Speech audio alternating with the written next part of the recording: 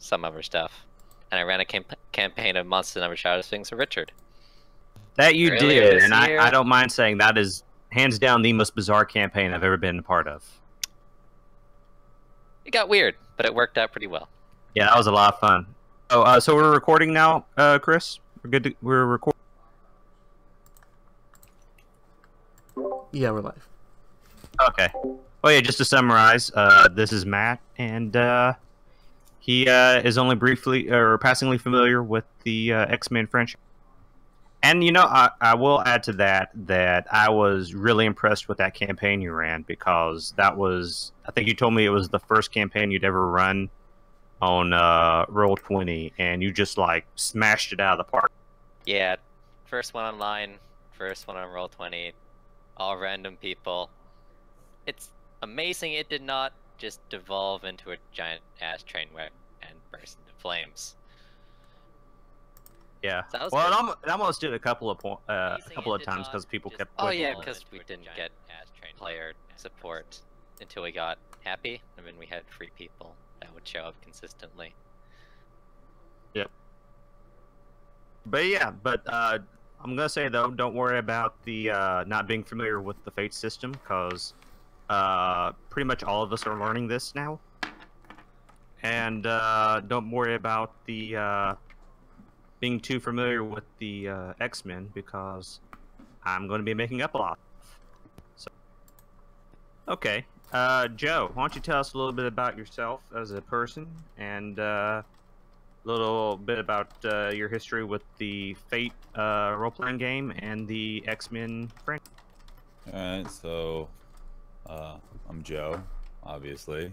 I'm oftentimes a terrible person, but you know, I managed to get by being convincing people I'm okay enough. Yeah, I've been playing gaming for like 20 some years. Very familiar with Fate and Fate Accelerated, and also very familiar with the various incarnations of the X-Men. So if you ever have any questions about Fate, because that's going to be more important than the X-Men, because we're just going to make stuff up as we go, feel free to ask, and hopefully I'll be able to answer. I'm curious now, do you remember the first X-Men comic you ever bought? Oh, well, that I ever bought, it had to be in the 90s, but like, luckily with the internet and, you know, Marvel Unlimited, it's easier to go back. And I used to listen to Jay and Miles explain the X-Men, and they would just run. Oh my gosh, you listen to that too? I used to. Okay. Yeah. That's awesome, dude. I got tired of how scripted it was. Fair enough, man. Fair enough. Yeah. But that completely derailed my train of thought. That just shocked me. Oh my gosh, you're such an. Oh yeah. Oh yeah. Okay, that's cool. That's cool.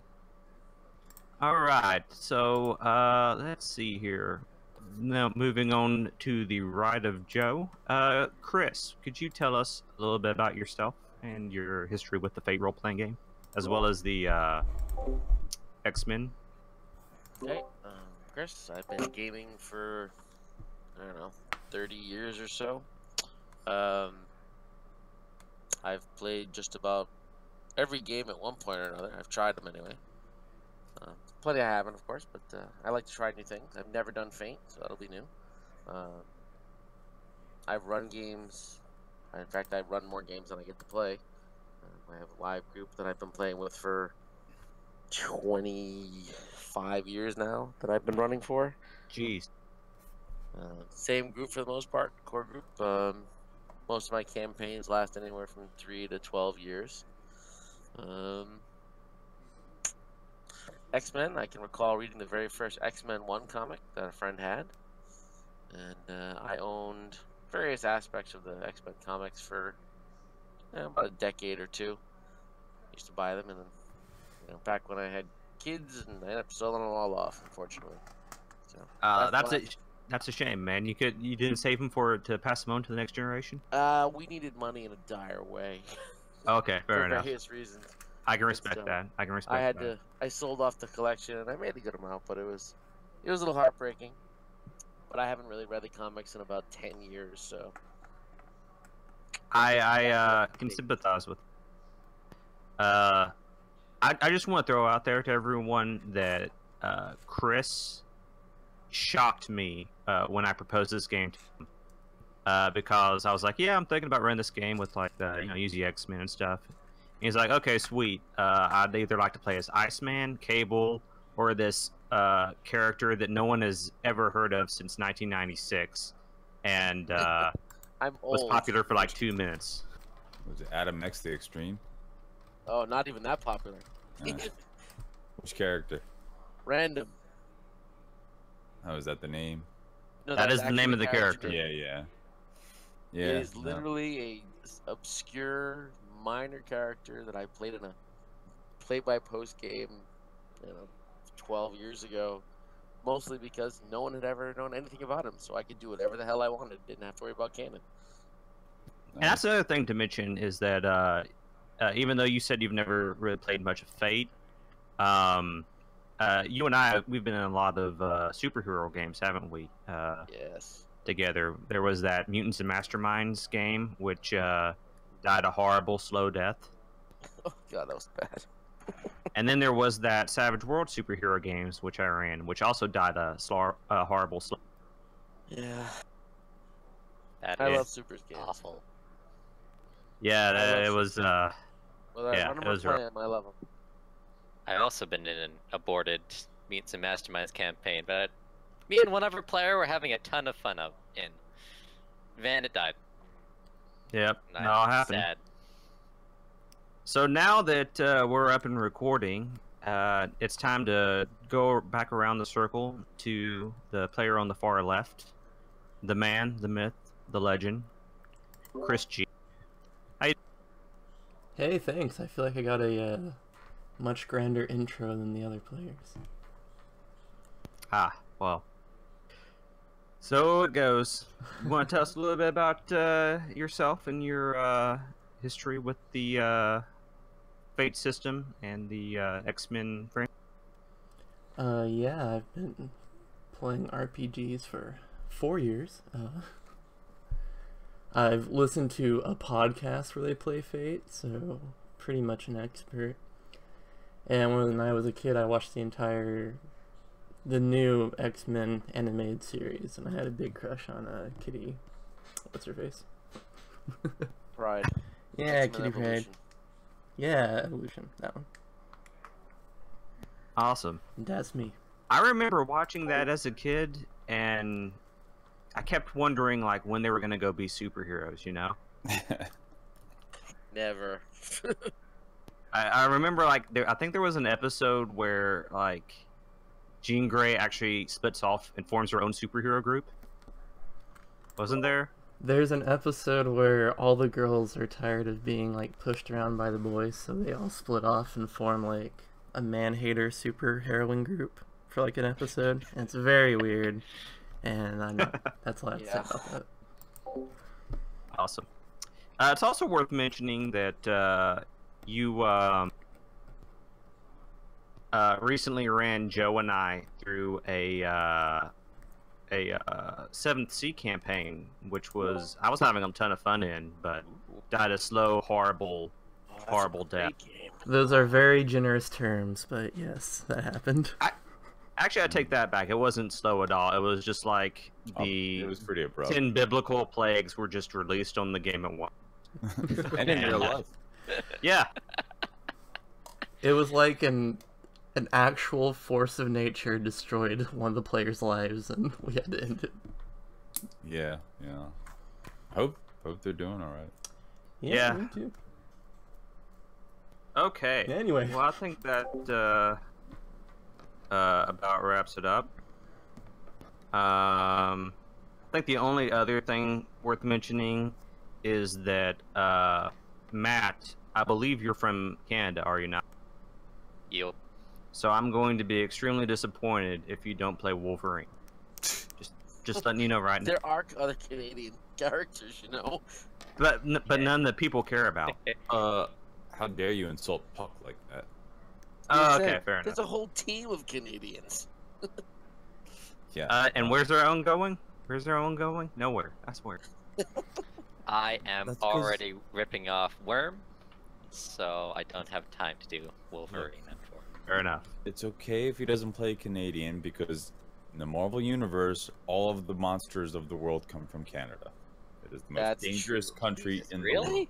Yeah, almost everything evil comes from Canada. Weapon X program, shit. Canada. I knew about Wendigos? Weapon X, but Wendigo. Yep. Sabretooth. man, Some we of just the, suck in the Marvel universe. Pretty much, yeah. But fortunately, King Fang Foom and his allies hung out in Canada for a while too. Evil fortunately, Snow. we're not sticking too close to canon, so we can change that. We can make Canada a shining utopia if we want, and then have the Brotherhood blow it up. Anyway, let's continue on. Okay, so a little bit about myself. I've been doing the role-playing games for on and off for about 15 years. I briefly, very briefly, like 3 or 4 sessions, played in a Fate campaign over a year ago, which didn't last too long because one person dropped out due to studies and another person, I think, just got bored with it. So I'm not maybe the most experienced player when it comes to Fate, but I have been trying to watch some actual plays in preparation for this campaign. As far as the X-Men go, I'm a bit more familiar with the media stuff surrounding the comics than the comics themselves. I've read quite a few of the comics. I remember the first X-Men comic I bought with my own money was a trade for Fall of the Mutants, which is maybe the worst place you can try to pick the X-Men up. Anyway, so I've watched both the 90s and the Evolution shows, and I've watched most of the movies, and I've sort of absorbed quite a bit of the X-Men lore through osmosis of listening to different podcasts about comics. So that's kind of where I stand.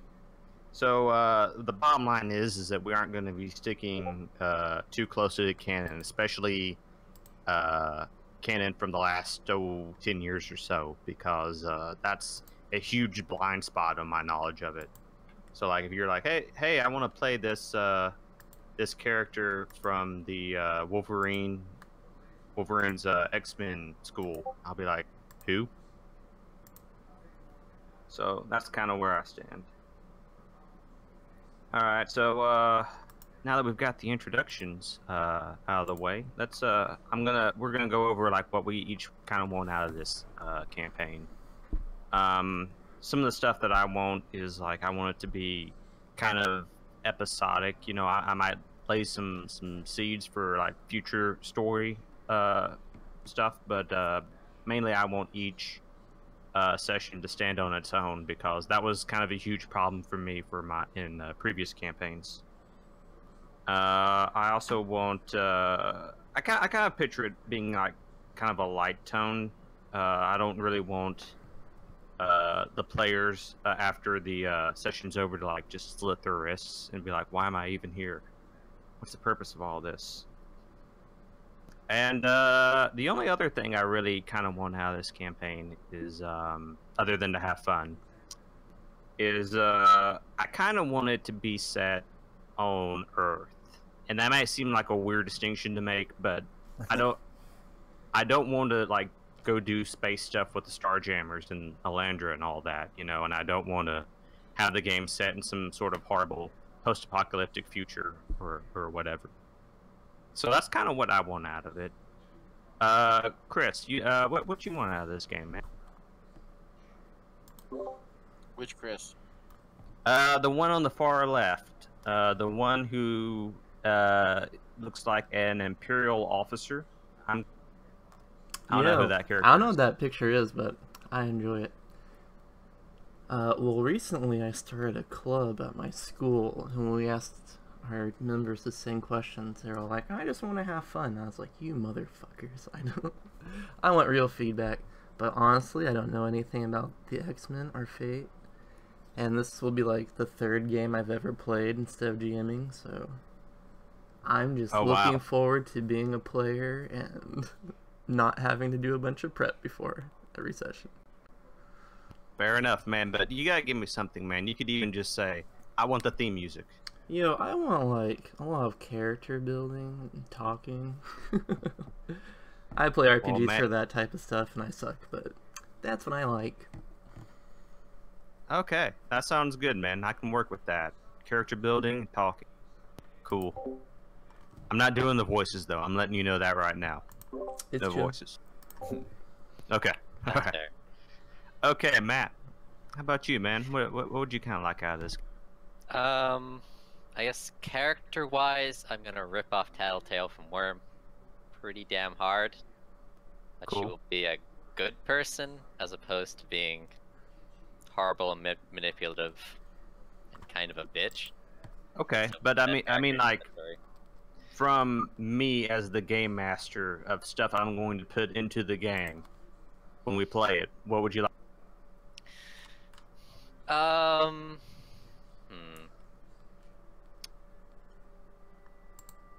Hang on, just trying to compose thoughts here. Oh, well, let me ask you this then. When I first told you about this campaign, right? And I asked you if you were interested in it. You said you would be interested in it if we were to play up the Cursed with Awesome aspect of the X-Men. Could you Well, like, elaborate a play little that- bit on what you mean by that? So I think one of the things I generally don't like when I look at X-Men / superhero stuff in general is that sometimes they tend to be whiny. Like, I got super awesome power and look completely normal, yet I must angst constantly, and I don't like that. So, I mean, I Okay. like the dichotomy of like like having a power but having like a drawback of some kind. It's like what I'm planning on doing is like I got a power. My character will have a powerful mental ability, but be suffering from severe physical ailments because of it. So you're Professor X? Along similar lines. Yeah. Okay. Like, okay. I like the sort of like trade-off of like there are consequences to power, but doesn't necessarily like ruin our lives, and we can still be try and be like superheroes despite what's happening. I guess I don't necessarily like a light tone as much as you might, but like some like points of drama, character beats. Maybe we mess up something horrible, and something goes really wrong, but we had to try and fix. Would be nice. Okay. Okay. So you won't like you want things to be challenging, but not just in like a mechanical. This guy's like 12 levels higher than me. Since you won't like difficult decisions that you have to like decide on, right? Yeah, I don't know a good equivalent. Like, not like true detective levels of Okay. Yeah. Yeah. nihilism, but like sort of halfway between like true detective and light, happy, fun time. Okay. type So rainbow. like difficult moral decisions. Okay, I got you. It's like a BioWare game. I'm with. Yeah. I lost my train of thought. I was going to ask you something else about that.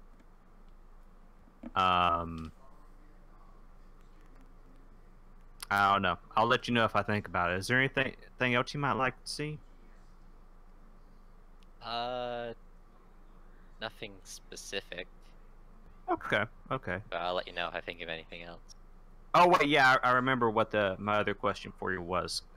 What you were saying about earlier. Are you saying that you want to see people who are like generally happy that they have superpowers? Is that what you were trying to get at?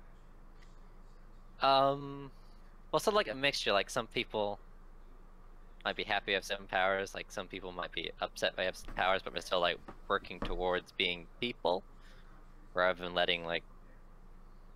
It's a tough thing to explain, but like I don't want angst. Essentially, Okay. I don't want You people don't like whining and like. You don't I want need to anyone dye my hair dark and wear a trench coat because I'm so damn awesome and moody and shit. Gotcha. Okay. So Sorry. no one gets to play Rogue. Just throwing that out there right now. Okay. Well, actually, I guess Rogue isn't really like that. Now that I think about it. Well, okay, I got you. So it's mainly like you don't want to deal with people's BS. Okay, so minimal angst. Joe, what you want to see out of this campaign? Obviously some superheroic action, fighting supervillains and, I guess evil robots and the whatnot. I love interpersonal drama, like the drama that goes on between the team. And, obviously, and another love of mine is like the ridiculous team romances that could pop up and break up at a moment's notice. Awesome, awesome. That's something you can work out with the other players during character creation or during the game itself, if y'all like. Yes, no, I think interpersonal drama. Yes. Excellent, excellent.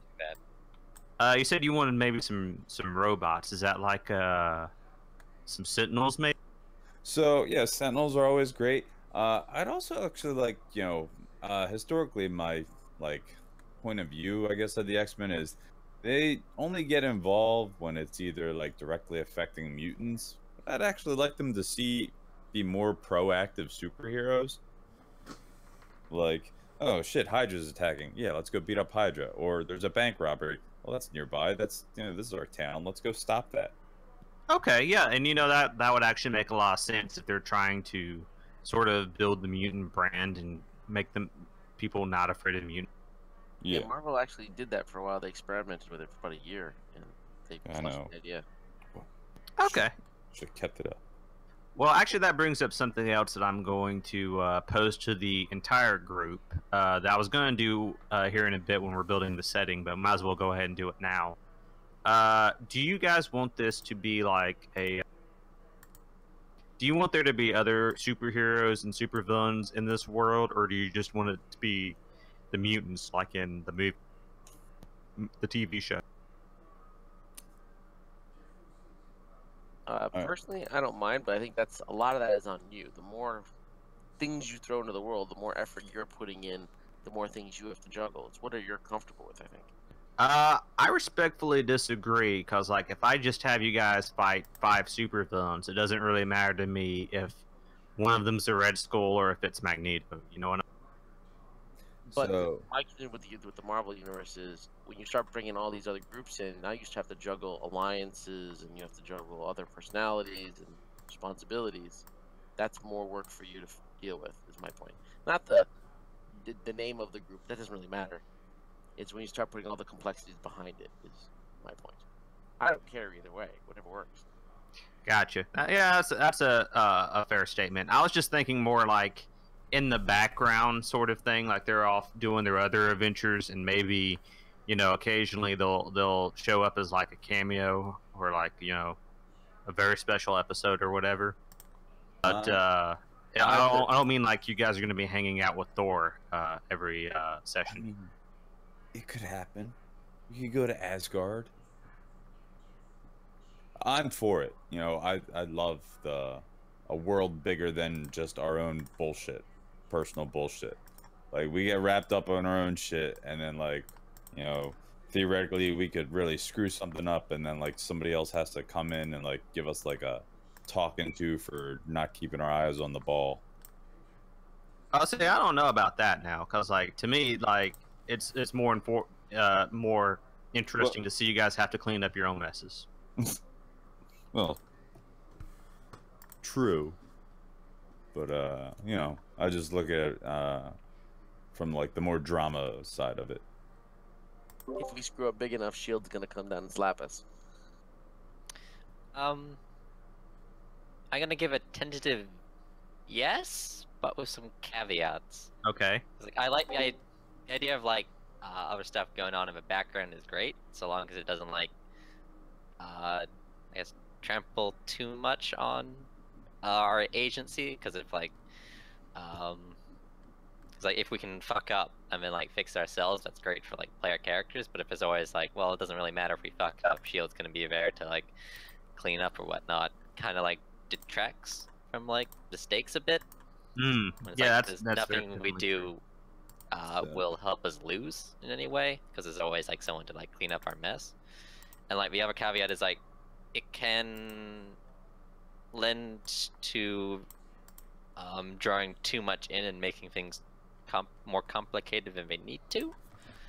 So like you might want to like draw in like, oh, I remember this guy from X comic, or this guy from Y comic, and this guy from Z comic, and well, let's bring in these two organizations from comic A, and it could lead to being a mess. It's like I've also done things like that. It's like Monster Never Charge things. I started to bring in a lot of like Delta Green, King and Yellow stuff that I was exposed to at the time I was running the campaign, and it probably would have been better if I just focused on like the Candlewick stuff. Gotcha. From like the source book, rather than like starting to pull in a whole bunch of other things.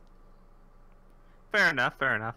Well, I think that well, for one thing, part of the conceit of this campaign is that you guys are like the first generation new X-Men. So logically, then there's like the Avengers are a pretty new group too, and there aren't like 12 dozen superhero groups, you know, running around. So just because that there are superheroes out in the world doesn't mean there are a lot of them, doesn't mean that they'll be able to come in and clean up your messes.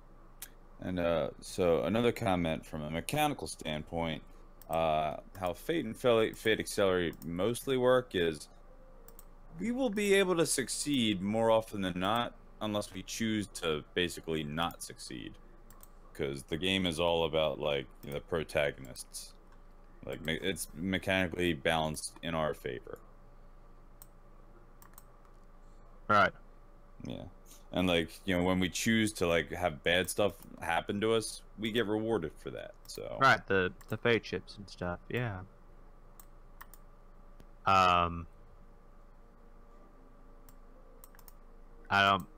Okay. So yeah, so right now we're gonna put this issue on the back burner for the moment, but for right now we're gonna say that yeah, there are other superheroes in the world, but we're gonna keep it kind of vague, like how many of them are out there, or who there are out there, or even if they've formed a superhero team yet. So we'll come back to that later. Chris P. Personally, I like character growth, character development. That interpersonal dynamic, how things change, affect, grow.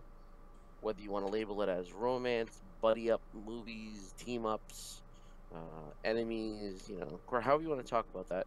It's that interpersonal action, character growth. I personally, when I ever do superheroes, I play a hero because I like playing a hero. So the typical X-Men of like, oh, geez, the supervillains over there are attacking. That's not our problem because they're not mutants. Doesn't work for me. I want to be the hero. I want to go play that kind of character. Okay. So I'm hearing a lot of you guys wanting to fight threats that aren't necessarily related to the mutant issues because it's just the right thing to do. That sounds good. In relation to the character growth and stuff, that most of that's going to be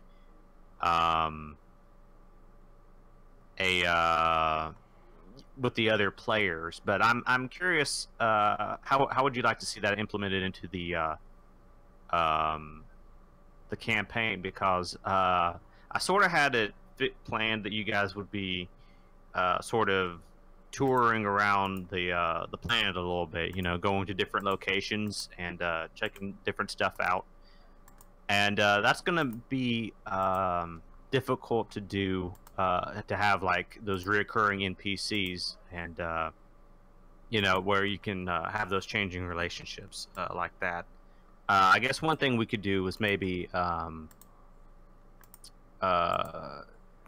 some like NPC people at the X Mansion who you guys hang out with before y'all go on the mission, maybe like the staff or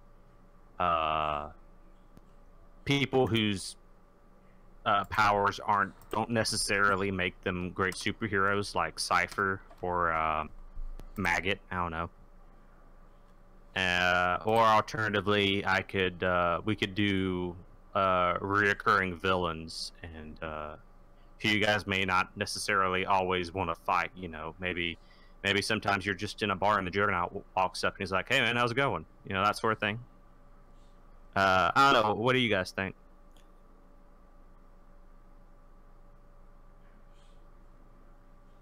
Okay. So, based thing is such a like an X-Men trope, but it's such like a trope that I'm like, it's so frustrating. But when it makes sense, it makes sense. Like, but like if it's like every other week, this is your new mission. I'm like, I don't know. That feels it could start to feel repetitive, as opposed to like the naturally flowing story that could like evolve from just like dealing with like probably like as we were saying, like going, you know, keeping our local city safe. Okay, so y'all saying that y'all want to be So that's my like comment. okay, so you're saying that you'd like to see them like in a recurring setting, like you'd rather them just be hanging out in I don't know, San Francisco or wherever. Yeah, like I love that sort of stuff with heroes, like, you know, like the whole Spider-Man swinging around the city. Oh shit, there's a burglar, I'm gonna go stop him, and then like all this other shit just spirals out from there because of, you know, that's superhero life. And but like going on missions, like, oh shit, you know, something crazy is going down in Latveria, well, let's go help. Yeah, I don't mind traveling around a bit, but I think one of the things about the X-Men is they do have a home, and it matters. Yeah, in the comics, he gets blown up every other week, and they rebuild it, blah, blah, blah. But where they live is where they actually live. It matters to them. They make the changes. They live in a town. They care about that town. So going on missions is great, and that's fine, especially when there's an emergency and it's all linked together as part of a story.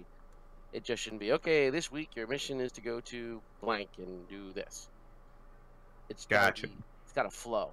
Yeah. And I think a stationary location where we live or based out of, it helps develop character of both the location or the town, your personalities. I think that helps build a good campaign. Okay. All right. Well, I'll definitely write that down. What we might do is we might have like, instead of doing like a mission like every session, we might just have one like every 2 or 3 sessions. You know. So you'd be maybe like have 2 big ones, you know, over the course of the campaign, and then the rest of the campaign y'all are just sort of dealing with local issues. Well, they can be more than that. I would like it to be connected. Not just.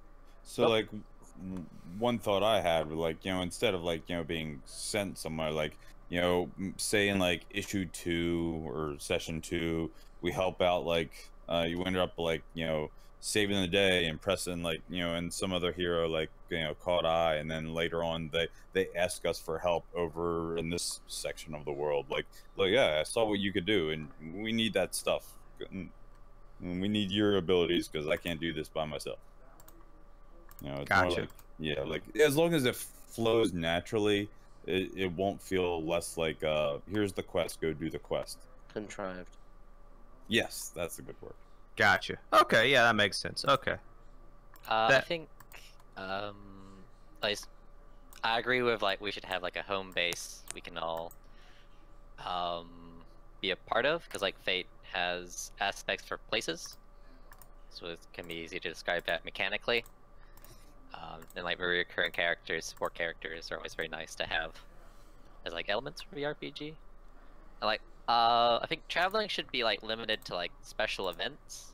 It's like as earlier said, like we help a superhero out and he's like, I need help over here, and we can like go there for like a sort of like special one-off issue. Okay. That may or may not tie into like grand overarching plot. Gotcha. Well, I mean, yeah. See, I actually don't mind if it's like an extended thing. Like if we're stuck over to go deal with, you know, someone has a big problem and it gets developed into its own minor storyline, that's great. We're there for how long we have to be there to solve the problem. It doesn't have to be a one-off thing in my mind.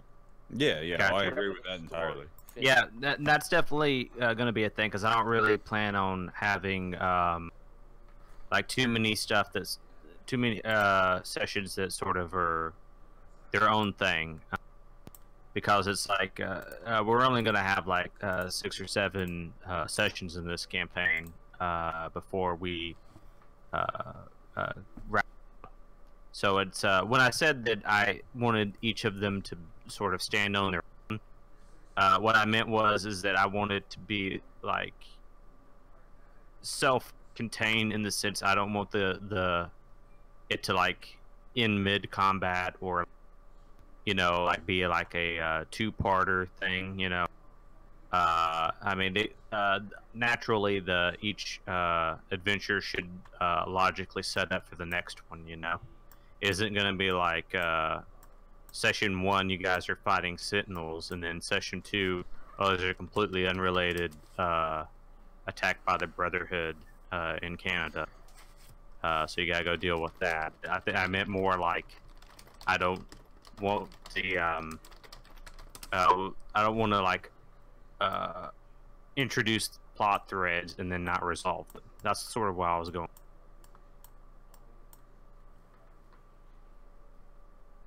I don't know how much sense that made, but it made sense in my head. Works for me. Okay. Yeah, it makes sense. Okay. But like, I don't. This is part of a comment. Like, I'm okay with cliffhangers happening, like from sessions. Of course, it's a comic thing. Yeah. It's You gotta play into the tropes. Okay. All right. I think that we'll put a pin in that for right now. Does anyone else have anything in addition that they want to see in the campaign?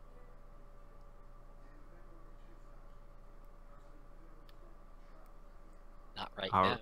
No, and apparently not that we could think of right now. Excellent. Okay. Let's get started with the creating the world of the X-Men then.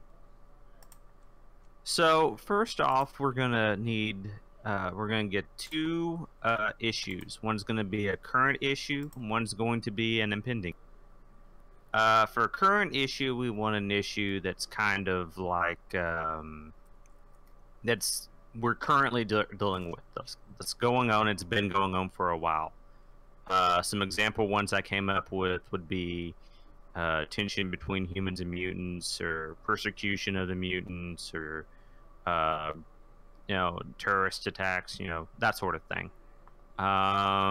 Chris G, I haven't really heard you speaking on. What do you think would be a good current issue? There's some sort of religious cult that's trying to purge mutants. Okay, I like that. What do you guys think? how well known are mutants? That's an excellent question, guys. How old known are mutants?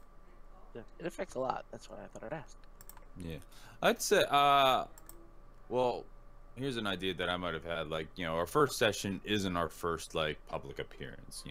We probably like been exposed to the world at large before us, and like, and sure, while there's like, we've agreed that there are other heroes that we may not have interacted with before, but like, I'd say mutants are fairly well known, or they're well known enough to obviously outrage some zealots out there.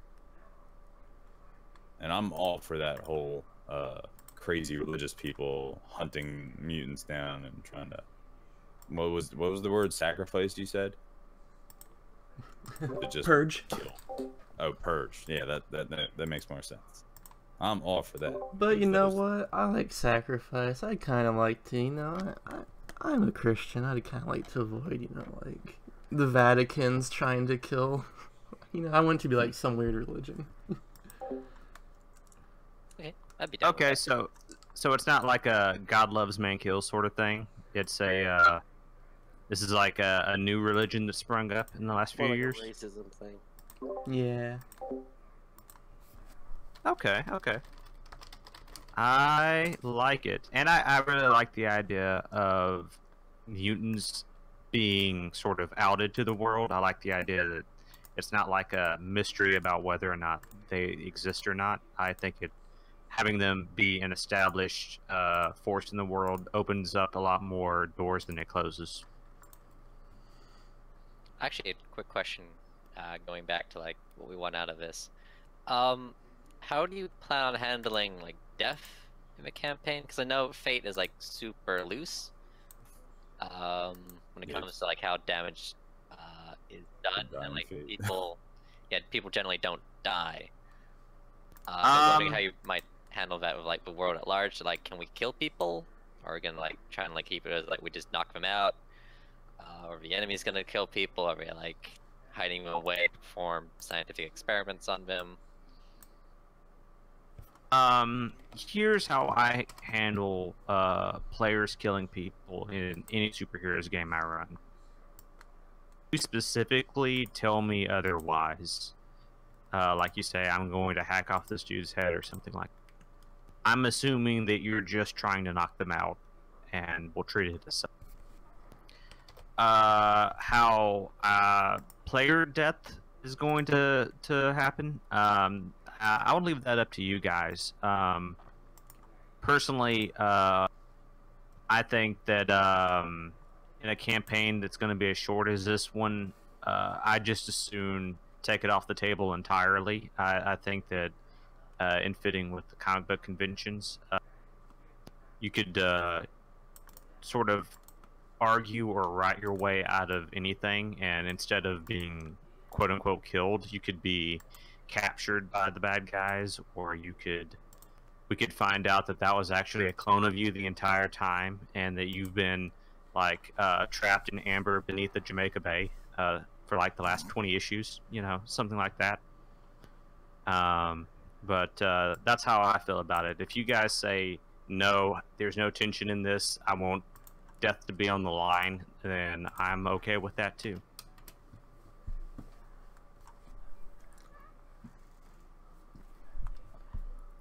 Thumbs up from me. Go. I'm fine either way. I think there should be consequences, but Well, yeah, there will be. Oh yeah, no doubt. Too. Yeah, I think I might like the like twist. You don't die, you're a clone, or whatever craziness we come up with might be more interesting than just like we die. Yeah. New character. At least Especially- like what we're doing in Fate. And with Considering we're only going to have like 6 or 7 sessions, it'd be a real pain to try to introduce somebody new. 4 sessions. And with Fate, also, there's always the mechanical choice. Like, it's your choice whether or not you actually want to die, your character to die. And even then, you can always yield a scene and say how you're surrendering or you're taken out of the scene, and then you get a Fate point for that. I did not know this. That's cool. Yeah. Like, Okay. NPCs and PCs can do it both. It was like, I surrendered, I yield to the scene. This is what I want out of the scene, and then you negotiate how that gets accomplished, and then you get a Fate point for it. Sounds good. Anyone else have anything they want to add before we move on? So we're just basically saying that mutants are known. Are we keeping with the trope that they are generally disliked? The mutants? Yeah. Yeah. I think so. I just want to make sure, because not everyone has the same opinions. Okay. I mean, yeah. Mutants are what's the phrase? Hated and feared by those that they sworn to. I'd be scared of some guy who could level a city with his eyes. That'd be pretty fucking scary. Yeah. But Sue Storm's okay. Of course, she's not a mutant. That made any fucking sense. Yeah. It's merely cosmic Comics. rays, but completely different. Safe. Well, that Radiation, kind of makes totally sense. safe. Sense in that there probably aren't going to be any more people who get mutated by cosmic rays, whereas mutants probably going to be a lot. Anyway. It's comics. Okay, so our impending issues. Some example ones I came up for issues that have only just now started to rear their ugly head and aren't really in full swing yet. Maybe something like Countdown to Operation Zero Tolerance, where the government like has the Sentinels come out and round up all the mutants. Another one might be Apocalypse being reborn and unleashing his horsemen onto the planet. Another one might be Mutant Registration Act being made into law. I don't know. What do you guys? Matthew, you're up next. What's a good impending issue that we could have in our setting? I think weapon program starts up. So like, we hear rumors of a shadowy agency. Mutants start going missing. Strange new mutants start appearing. That sounds good. That sounds good. Let me ask you something. Your characters wouldn't know this, obviously, but Nope. From an outside perspective, you know, like for a metagame perspective, would this be possibly tied to the Weapon X program, or would this be something completely different? Well, I mean, there's like multiple incarnations of Weapon X in the comic books from what I've read, and just to be like a general umbrella of like Weapon 1, Weapon 2, Weapon 3, Weapon X, Weapon like fucking 14 or Gotcha. whatever we're up to these days. So it's sort of like a mixture, combobulation of like the Canadian government's weapon program, the American government's involvement in the Canadian weapon program. Maybe a supervillain group is also involved in it. Totally. Shadowy MJ12 shit is I enjoy because I've been reading a lot of Delta Green lately. Gotcha. Okay. Sounds good. So our current issue is a mutant-hating cult that has been hunting down and murdering mutants, possibly lynching them. I don't know. It's sort of vague on whether or not it's like a more ritualized sacrifice. And our impending issue is that their mutants have been mysteriously disappearing and possibly being weaponized by the government. I'm gonna say it's maybe it's a mystery whether or not this is a government funded or privately funded. Is that a question or? Statement. Okay, because you said it questioningly. Yeah, I'm tired, man. No problem. No. No, I wasn't sure if you were looking for affirmation from us or not. I actually kind of like the unknown part of it. Yeah, I like the unknown part too, because in the back of my head, I'm like, no, it's got to be supervillains behind that. Got to be straight up fucking Hydra Nazis or whatever. Maybe, man. We've got other superheroes in the setting. Maybe. Okay, so now it's time to lay down some faces, places, and organization. So I guess the first thing we need to do is we need to make our give a face to our two current issues. So Joe, You. who's the face of this mutant-hating cult? Is it an established character from the X-Men lore, or is it a new character we haven't? I'm gonna say it's a quote-unquote new character, like so like for like the mutant-hating religious things, it's you know, do we might have like I like to see this as like Red Skull in disguise.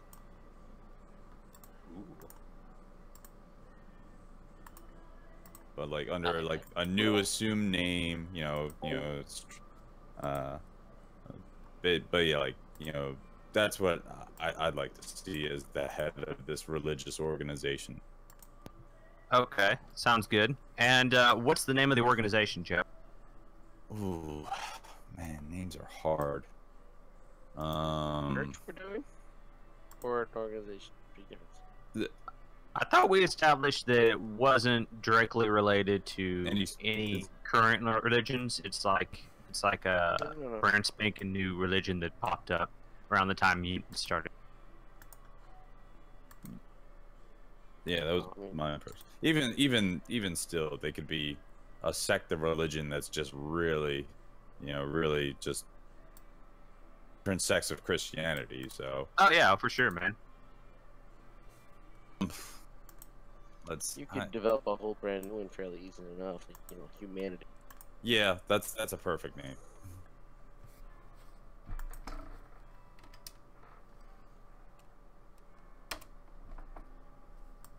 Okay, so we have humanity first, and it may or may not be led by the Red Skull. I'll get this, but I don't know, man. That he looks like his skull is not red. I'm not sure, man. Maybe if you kind of squint and turn your eyes and put on Cyclops' visor, maybe. But I don't know. All right, so Chris, P. Yep. This is going to become so much easier once you guys have. So we're going to need an issue/aspect for the Red Skull and Humanity First. An example one might be, I don't know, Iron Grip on the town of X, where X is wherever the X-Men have their home base. You mean like a hook, as in how we figure things out to get involved, or? Yeah, kind of. It's more like It's a benefit for them, right? yeah, pretty much.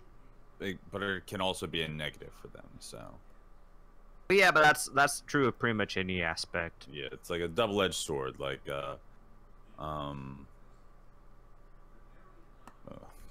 what's a good example? Like, I'm in the rule book. I'm running towards the example one. so. Yeah, I'm having a little trouble understanding what exactly I'm being asked here.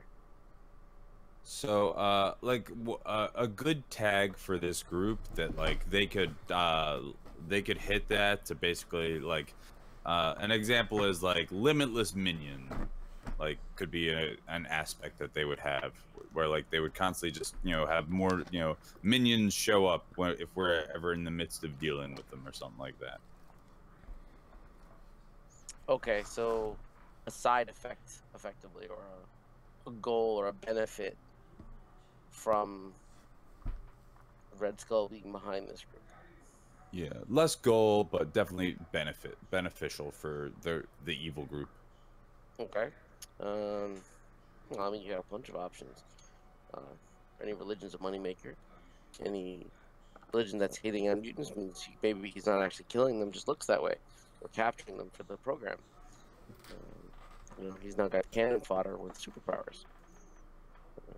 Or experiments, or scientific development. Maybe he's using mutant captures or kills to develop something else, scientifically speaking, and make a killing off that to control a different aspect. The Red Skull, generally speaking, is not a one-trick pony. He's got his hands in a lot of different things. Okay, so if you had to boil that down to like one sentence, though, what would you say? Like an example one from the book is like, everyone in Riverton fears me, or stubborn because I'm right. Would this be like? So this might be useful. I found one in this called Network of Spies. Ooh. Okay, that sounds fine. Well, one idea I had was like more money than sense. So they're well funded, but not particularly good with it. That could be a good trouble too. I don't know, Chris. What you think, man? I like more money than sense. Cool.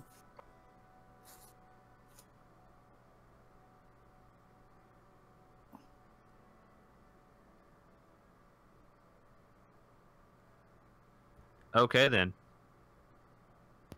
All right, now Chris G, Mr. Computing Dragon himself. Hi. How's it going, man? Oh, Fair enough.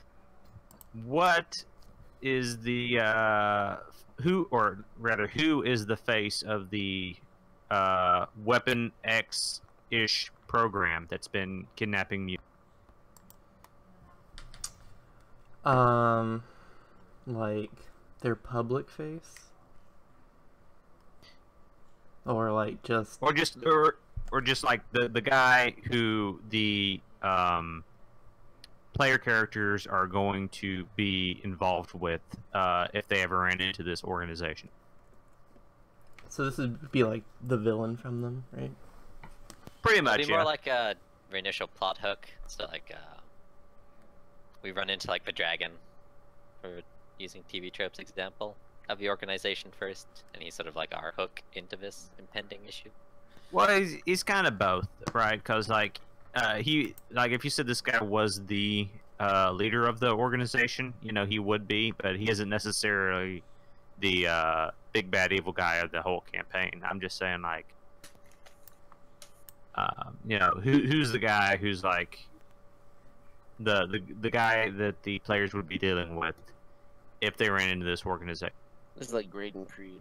Okay, so I don't want it to be like the actual Winter Soldier, but like the idea they present in the movie that it's like some weird assassin dude who's been around forever and like nobody knows what's up with him, and he's just like, he might not be down with their cause, but they're paying him enough, so just like Cool. I get you. kind of Sounds good. Sounds good. a faceless force that just comes in and kicks ass and gets out, and everybody's like, what just happened? I like that he's kind of mysterious too, because that'll give us some surprise with him too. The Summer Warrior. All right, so Matt. Taskmaster. That's what I was thinking of. Oh no, I've got the perfect guy in mind. It's gonna be I'm great. okay with surprises. All right, Matt. Yo. Give me a issue and or aspect for this guy or this organ. I'm gonna say we're gonna use the keep the organization's name a secret for right now. Alright, just gonna look at the list for inspiration here.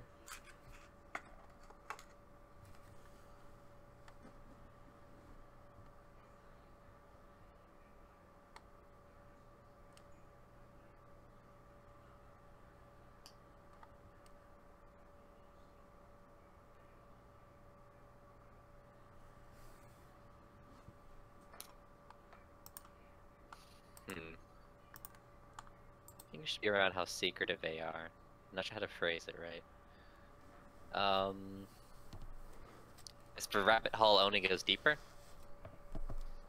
Be a good one. It's like Works for instead of me. secretive, they're like we just keep going down and down this weird rabbit hole. It could also work against them when it's like no one knows who they actually are. So whenever they show up, everyone is like very confused.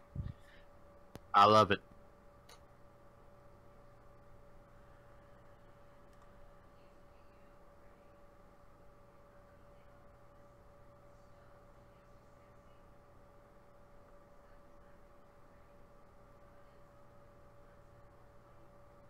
Okay. Hey, Matt, real quick. This is an important question. Right? In Canada, do they use American spelling or British spelling? Of which word? Well, in general, but like, kind of say, mixed color sometimes. for. Like we'll see American spelling sometimes, and we'll see British spelling sometimes. Depends on what you are or where. Free to use the extra U. Gotcha. If you- Yeah, my personal It is- preference is towards putting in the U. Just 'cause All right. That's how my parents taught me. Just looks Color and stuff. nicer. Okay. And just so we're clear, you don't live in Quebec, so they'll have no. You're entirely unbiased, right? Yeah. Well, I'm near Quebec, but don't actually live in it. Okay then. Joe. Who is the leader of the X-Men? Who is the founder of the X-Men? Is it Charles Xavier, or do we have someone else in the driver's Ooh. seat? Oh, giving me this power? I'm giving you this power, man. It's your All right. turn. That's a big Emma choice Frost. there, Joe. Emma Frost. Oh wow. Okay. Okay. I like it. You know, this is gonna sound really weird, Joe, but I was actually thinking today. I was like, you know, Joe could probably play a mean Emma Frost if he chose that as his character for this. I mean, it gets weird. She gets weird. Very. Okay. But I don't deny that, and I thank you for the compliment. Yeah. I also think you could play a mean Nightcrawler, which is why I was a little disappointed when you're like, I think I'll make my own. Well, yeah. It's all good, man. Well, yeah. I've played him before, so he is he's one of my faves. Oh yeah, he's the best. Okay, so Chris.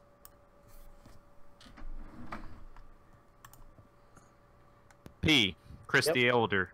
Yep, I'm waiting. I don't want Emma Frost out in the field with you guys.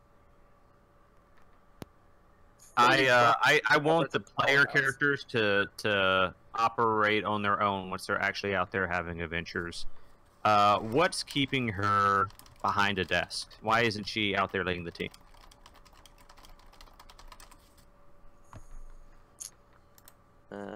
Responsibility.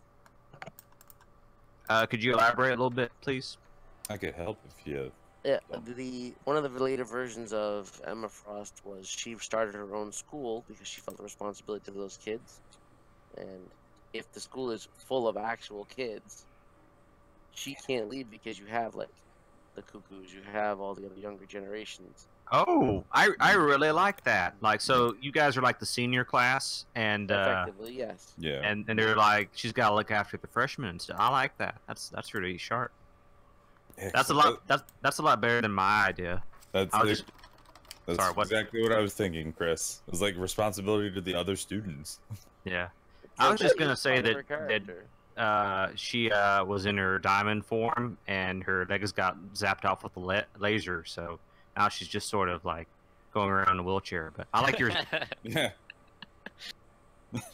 Just It trying makes to sense Professor to the X her. character. She has been that kind of concept, despite the other evil and weirdo crazy shit she has done. One of And her there's a lot. tropes, yes, one of her tropes is there are certain things she does care about and that she puts first. Not many, mind you, but that was one of many comics.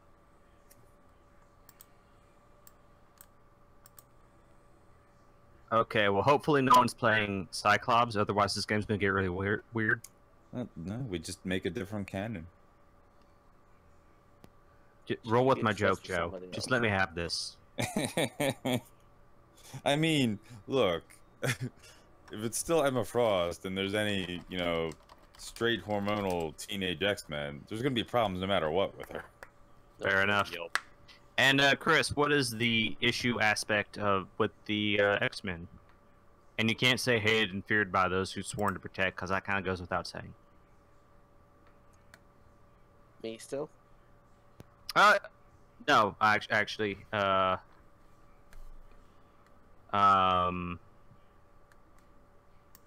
Crippling financial problems. if you're a psychic, how is that a problem? You gotta. The psychic's range doesn't extend that far, and it doesn't help you influence the stock market. You gotta have hand-me-down costumes and stuff, you know. All right, well, give me some examples, Mr. Smarty Pants. No, I'm writing it down as we speak, man. I like it. I vote for crippling financial problems. Well, you know, the cult just has so much money, and we're struggling to keep the lights on. It's Oh shit! How do commentary. you just deal with cult's funds? Having to rebuild the X-Mansion every other week and all the secret-based stuff is expensive. Yeah, man. I mean, the fuel for the Blackbird alone. So, Okay, I want an issue where we just like break into the religious group's vault and like take all their cash. Their Just vault? keep the What lights is, on. is Scrooge McDuck running this this cult? He might be. We don't know. Hey, financial more money than sense was one of our tropes. There's also True. Yeah. So my question regarding that is, now do you want the issue slash aspects to be like typically both useful and negative? Because this one does not seem to be any positives. Okay, more no money than money, but a sense. lot of heart. Yeah, that could work too. I was gonna say you could use crippling financial problems to get a lot of fate chips, but that works. Yeah. Like, I can see it as an excuse to rob other people. I'm like, I'm not really being a superhero right Yeah, now. just say. I don't think a superhero should be robbing people. Just pointing that out there. Even the bad guys. Exactly. We're not there to loot them. That's still illegal. I just imagine like Emma Frost, you know, like throwing fundraisers to try to raise money, and parents being like, "There's no way we're gonna give a teacher who dresses like that money I for." don't know what she's wearing. And why are you in charge of all these children? You are a bad influence on so many levels. Well, see, she formed the X-Men, so the canon's probably different in this universe. She formed a school in another one too. Was the Yeah, but forgot the name of that the school. didn't happen here. Well, the point is she did it there too. She just dressed differently in public. Yeah. But what I'm saying is, she didn't murder anyone's horse to try to manipulate them in this universe. That's the thing that happened in the comics, by the way, guys. Oh, it yeah, was, no, it was totally. weird. Oh, Yeah. Yeah, she was No, she's super evil. Evil manipulative bitch. Yeah. Yeah. This, she's just manipulative. And See, I have no problem with evil manipulative bitch problem. neither do I, but like that's why I But, like I her in the mean- comics because it was growth. But like starting off with that she founded the X-Men changes her backstory entirely. I would say. Okay. It doesn't have to. So we're gonna- Reason ends justify the means. She could be doing all these things to get what she wants, and yeah, sure, these are minor evils, but totally okay in the greater scheme of things. It could also cause a schism later down the line of like, what the hell are we doing working for this woman? Well, we'll see. Hmm. I mean, I think working it's implies we get possible. paid, and we clearly Well, aren't. you know what I getting mean, paid. but like following her lead kind of thing. You know, I mean that's a Okay. possible schism down the line. I think it's time we move on to the character create. I know we have another box over there, but that's mainly for if someone brings up a another group in their backstory for us to sort of flesh them out. So that's I don't think I mentioned this to everyone, but I got to thinking about it, and I decided we're going to switch over to the Fate Accelerated rules. On the grounds that it's our first time, most everyone's first time either playing in it or running it, and it's much more simplified. So we're gonna give that a try.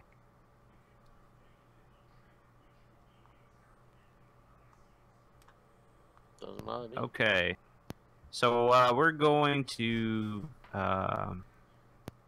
start. We're gonna sort of go over everyone's character before we start statting people out. Sort of make sure no one's gonna feel redundant, because I know not even just in terms of like whether or not if anyone has the same powers, but like in terms of like, is my backstory, is my skills going to feel redundant if they're, Joe right next to me has the exact same backstory, and Joe, when I said that, I meant the generic Joe, not you. You're cool. I see how it is. Okay, and since I lost track of where we were on the turn wheel, Chris, you're up. Chris G, you're up first. You can hold the story stick and tell us a little bit about your character concept. Oh, great. Let's see. Honestly, I hardly know any X-Men IRL. And by IRL, I mean Chris. in the fiction. Chris, Hello. it's okay. Hello. You just make up your own character. Don't Me. throw me out. Don't throw me out. Tell us what you want to play. Let's see, if we're doing canon, which I don't think we are, but just in case we are, I kind of want to play Armor. She's like a new X-Men, and I think she looks awesome. She can make like just armor that projects itself outside of her, which I think looked awesome. What I want to play is, if we're doing originals, I want to do like a punk band dude who has like Black Canary's powers, so he can like scream really loud and hurt people that way. Okay. Well, the wonderful thing is, Chris, is that we can do whichever one you want, man. It's up to personal player choice. So whichever one you think you'd have more fun playing as, that's the one you can play. All right, I want to do that punk rock boy, because that just seems Okay. fun. So like a punk rock guy who can scream really loudly. Okay. Yeah, you know the vibe. He's got ripped black jeans and a flannel red shirt. We all know what I'm talking about. He's super cool. He's always got a guitar, just no matter how impractical it is. Does this person have a name? No. You're letting me down, Chris. River. Chris, I just want to throw out there to the other players and anyone watching this later on. I had to fill out a 48 question sheet, nothing to do with the character stats, just like on my character's personality and stuff for Chris's campaign. Got me. Roasted. And now you just show up and you don't even have a name, man. I mean, what the heck? I was under the impression no homework was required for this. Dude, I'll fill it out. I'll write you a Ulysses about this character if you want me to. Well, let's just start with the name. His name is River. Is that his superhero alias, or is that just his name? Well, you know, his real name's Brandon, but that's not very cool, so he goes by River. When they're tossing around superhero names, he's like, well, I already gave myself the name River, so might as well stick with it. Oh, so that's his stage name too? Yeah. He expects to get a lot of views on YouTube by being the only mutant performer. Yeah. I imagine that he's like a big on SoundCloud. Oh yeah, huge following. He's got like 10,000 Twitter followers. Cool. So, do you have an age in mind for River? What's the age we're all shooting for? That's what I'm asking you. Well, 18. I said teenagers originally. I'm guessing you guys are kind of on the higher end of that. You guys are the senior. So that's 17, 18 on average. Oh no, I didn't. But Yeah, but if you want to go a little over or under, I'm not going to slap your hand. Yeah, he's definitely a teenager, like 18. He's 18. That's how old he is. Okay. 18, cool. And his name is Brandon. Is his last name River as well? Goldstein. I'm gonna let you type that out. Already. And his core concept is he's a punk rock who can scream really loudly. How do you want to? My voice is my power. Okay.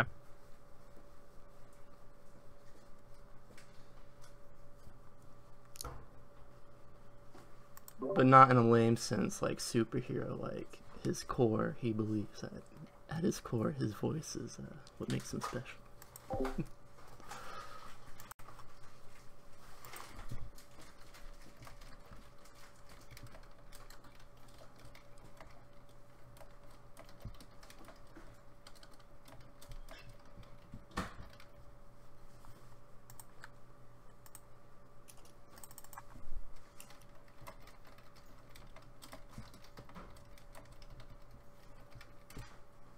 Hope you're writing this down on your character sheet too. Awesome. Okay, so Brandon Goldstein, codename River. He's a punk rock superhero. His power is screaming. Anything else you want to tell us about him? Like maybe like his background, how he came to join the X-Men? Can you come back to me on that? Absolutely, man. We can come back to you on that. Actually, real quick, before we go any further, we should probably establish where exactly the X-Men are based out of.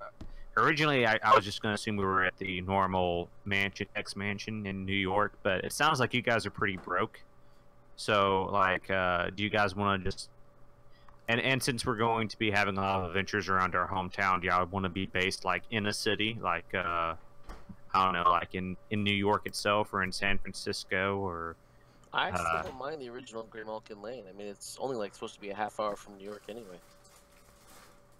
Well, yeah, it's just you look at it and you're like, man, that's going to cost a lot of money, and you guys are really short on money. You're right. I think that should be important. If we have to go save the world, but we're trying to find gas money. We spent it all on property. That's it. That's Miss Frost's problem. Yeah. We have our own problems to deal with. We're students still. I'm still good with the Graymalkin Lane personally. It's classic. Me too. I can't help but like it. Yeah, we just don't have like a private jet. Gotcha. Or like it's a still crazy. not working. It's broken. Our danger room is like a gym. You know, the lift doors don't work. The holorect room is busted. You know, the danger room is just a guy throwing rocks at you.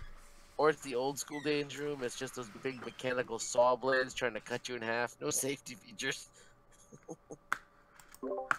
Can our plane just be like a crop duster from World War One? Yes, absolutely. Okay, so we're still at the expansion. Sounds good. Matt, would you please tell us all a little bit about your character? Alright, so my current character concept is... Hold on one moment. I noted this down.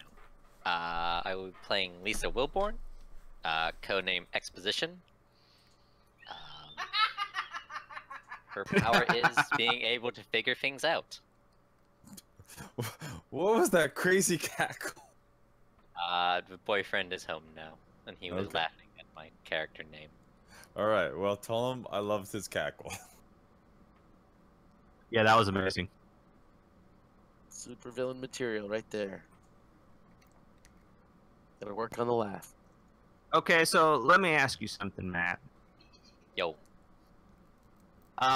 Exposition. Why is Lisa out in the field and not like, you know, back home, you know, sort of behind a computer or something, somewhere where she probably isn't going to get shot at? That sounds like a really powerful ability to have, but I don't really see why she'd be out in the field. She's very good at reading people's body language, so she can use that to tell when we're about to attack. She can use it to assist in tactical decisions with the rest of her teammates. And she's also very good at talking to people, as she can figure out your deepest, darkest secrets, whatever you're trying to have hidden, or your relations to other people, just by like studying how you move, you look, body language, your word choice. Sherlock. So she's still a very effective field agent, or as my boyfriend just put in, she's kind of like Sherlock Holmesy. Wow, that sounds right very for good abuse. with, like on the ground, like gathering information.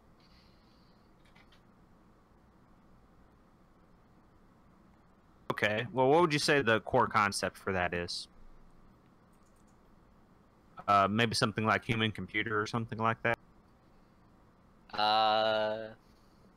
Not necessarily human computer.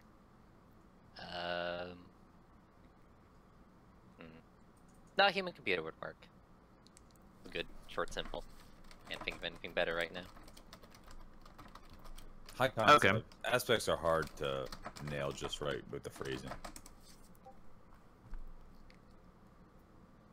The Enigma machine? I don't know what the division was Bletchley called. Park? I know is that... Bletchley Park was either where it was, I think it was both like where it was and the code name of the project.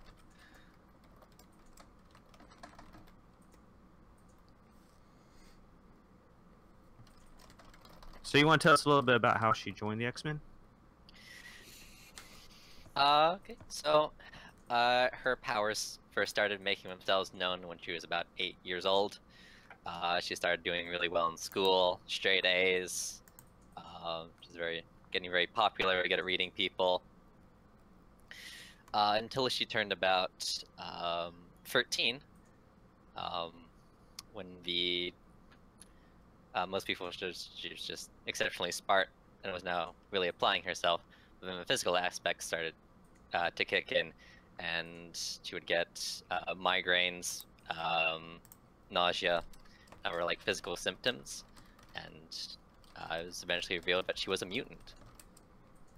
That her brain was getting overclocked by her mutation, but it was having adverse side effects on her body. So now she has been left in the care of the newly formed X-Men to find out more about her power and help alleviate side effects. Sounds good. You said there was like a physical aspect to it too. Does she look noticeably different than a normal human would? Not yet. Not yet. Oh, okay. That sounds ominous. Is she? It's an aspect I want to like PM you about later. Gotcha. That I was thinking. Sounds good. Sounds good. Is she? She sounds like then she's a little younger than the other members of the senior. Yeah, she'd be about 16 now. Okay. Sounds good. Well, it sounds like if she was doing that well, that she might actually not be taking classes there. You know, maybe she's like taking college courses like write-ins or something. Or We will figure that out later. okay, yeah, that's kind of beside the point right now. Would you say that she's like a popular person, or does she gonna get on other people's nerves? Because you kind of alluded to that a little bit in the forums She when we used were to talking be about. popular,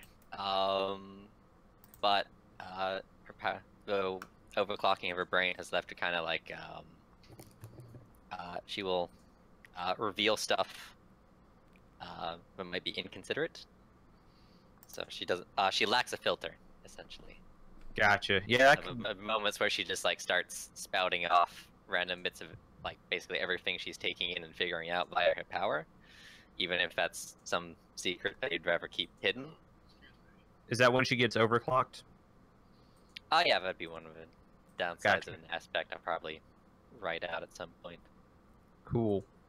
Is there anything she does that kind of helps her keep this stuff under control? Like maybe Emma Frost has taught her some yoga exercises or something? She's a very big fan of gym class, actually. The physical strain and sparring with other people distracts her brain, keeps her focused on one thing, and it's just she gets exhausted enough. She doesn't have to like see all the telltale signs of how everything is connected when she looks in the mirror every morning. Sounds awesome, man. Is there anything else you want to tell us about her before we move on to Joe's character? Nope. Other than that, she's very physically fit at this point. She's a very good fighter. Okay, she's been bending bars and lifting gates. I like it. Okay. Joe, Yo, how's it going, man? it's going all right. How you? Doing all right. Okay. So, when you were, you seem pretty excited about your character earlier. You want to tell us about him? Sure. I haven't figured out her real name, but I figured out her code name is Dryad. She got like like at a young age, I guess like typical X-Men puberty age. Found out like she could control control plants and like sort of like her like biology was changing to become more plant like. So like because I did this like random card draw to create my character. I'm like, oh, I could totally play this where it's like sentient flora with like shape changing abilities. So I'm like, yeah, it totally works. But like, yeah, so like the high concept is one with nature. So like, then it ended up being a complete and blatant Poison Ivy ripoff. But I'm like, whatever. This works for X-Men. Yeah. First of all, is that how you spell Dryad? I think it is. Okay, we're gonna go with that. Okay, so she's D-R-Y-A-D. and she's one with nature. Okay, Yeah, that's I like it. that's the high concept. So, like that way I could tag that when I want to deal with like if I want to get benefits when using my nature powers. So like stuff I could do is like like cover myself with like bark, as a defensive ability. Or one of my things is I have explosive spores was the one card I drew where I can like sneakily attack people when I emit portions of my body to my enemy. Okay, so it's all like focused within her and her body, right? She can't like tell a tree to go beat somebody up. Well, I could. Like so the other stunt that I drew was sentient flora get +2 to forcefully overcome something if I have time to take root in an obstacle. And the way I understand, I figure that is like if I'm able to like dig my hands and feet like into the ground and soil, like if I can the soil and like and like just root myself, then I'd be able to like helpfully if I roll good enough, like basically help grow a tree to like tear down a wall or whatever. Gotcha. But I'm still young. I'm still learning how to do all this stuff. Sounds good. Sounds good. I'm not too worried about the like mechanically how it'll work right now. I'm just trying to get like a feel of what each character can do and how they'd handle themselves and then fit into the party. Yeah, I get what you're saying. I was just like also an example. I could also post links to how to create stunts for everyone else in the future. Sounds good. Stunts can be difficult. But yeah, that sounds pretty cool, man. She sounds like she's gonna be like the carry of this team, where she may not be all that powerful to start out with, but once she gets a hold of her powers, she's going to be like the Storm of this group. Yep, and probably just as haughty. Dude, Storm is not haughty, sir. She is bombastic. You got to be the bombastic. She's my second least favorite character. So, all right. And my trouble is that girl is poison. Would you care to elaborate a little bit on that? How that would fit into the? So like trouble is like no wait, that's more trouble-ish for other people, not me. So never mind. Well, you could if she's got a reputation for being like kind of a heartbreaker, terrible person. Well, yeah, not so much like a terrible. Well, yeah, I guess from the teenage point of view, it could be a terrible person. But like, yeah, she's like a young Emma Frost, is manipulative and whatnot, and like sort of aloof. Oh, you're like a sharp pupil. Excellent. I guess if we wanted to play her that way. Okay, all right. So, you want to tell us a little bit about her backstory, like how she came to join the X-Men? So like yeah, like just in I guess like grade school, I guess it would be whatever. One of her powers first like manifested. Like it was obviously pretty alarming as like all of a sudden like I guess like they were on like this class trip to the botanical gardens and like all these vines like just sort of like wrapped around her and lifted her up above the rest of like the class or whatever. Like she was perfectly fine, and then everybody's like freaking out and whatnot as like she's like slowly like her skin tone was changing color and everything. So that was a bit of a exposure of her not being human. Solid. Let me ask you something though. Do you think anything triggered that, or was it just being around plants in a botanical garden? I think it was just regular hormones, okay. Like the regular puberty thing that hit. Okay. Sounds good. By the way, I have a suggestion for her real name. Might be a little on the nose, but how about Sylvia? Oh, I am on board. Okay. It's so great. Sylvia Woodrue. Yes. Oh no, that is too on the nose. Okay. I don't care. It's a comic book.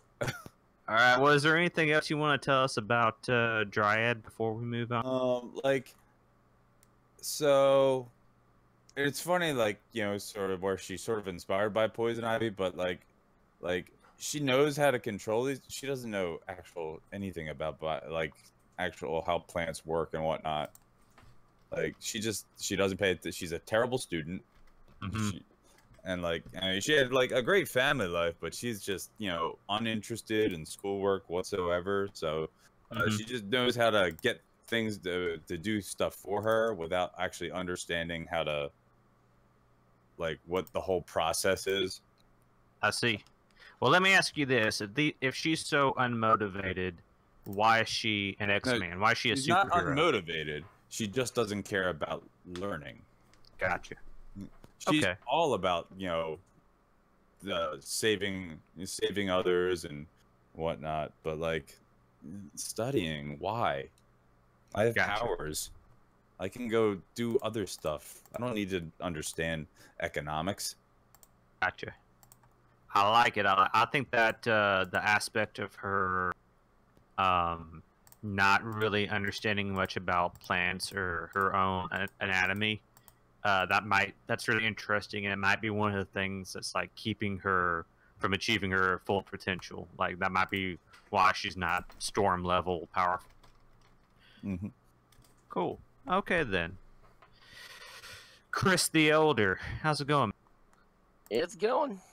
Cool. All right, since everyone seems to be going with the original concept, not an actual old school X-Man, I'll do the same thing. Okay. Because You don't have to give up in. You don't have to give in to peer pressure though, man. No, I mean, it's a theme. I like the theme we're going with, and I want to stick with the theme. Okay. So I can make a character off the top of my head in 5 seconds. I've been doing this for too long. All right, So you better hurry because I'm counting down. 5. Absorption. What goes in must come out. Okay. So is that his code name or is that just his power? No, that's just the power. He has absorption. He absorbs in energy of various whatevers, and Okay. can project it back out again. Okay, so he's a little like Bishop then maybe. Sort of, but I'm gonna have more of an uncontrollable aspect at times. Okay. Bishop okay. is just energy, just projection of that energy. He just pulls it in. If he pulls in fire, it comes out as fire. Okay. If he pulls in kinetic, it must come out as kinetic. It's exactly what comes in must go out. Okay, sounds good. Let me ask you something though. How wide of a net are we casting with this exactly? Like, can he absorb like sunlight and then channel that out as like, I don't know, fire or what? No, whatever comes in. So if he absorbs light, he can turn himself into a flashlight. He projects light. He can't make it a laser because he didn't absorb the laser. Okay. Can he like store energy to use later, or is it like he has to Sure. use it?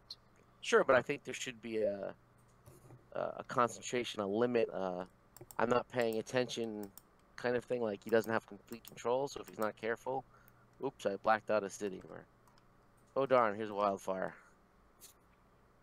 So part of his thing will be a fear of his own power. Okay. Okay. Well, let me ask you this: has Emma Frost helped him to control his powers in any way? Like, has she maybe given him like? I mean, Cyclops has got his visor. Does I would say this guy maybe have like a suit or something that helps absorb the energy or something? And I think it should be basic control, like it's a mental thing. Since we're talking about Emma Frost, that's what kind of clicks in and makes more sense because she's all mental. So basic control, like meditation or keeping the emotions in check, kind of thing. But again, it's he's still learning. He has problems. It's not a perfect solution because I think a side effect should be a part of his thing. It's a very broad power. It's a very destructive power, so there should be a consequence. Sounds good. Sounds good. Okay. Well, I'm trying to think here. And have you come up with the code name for this guy?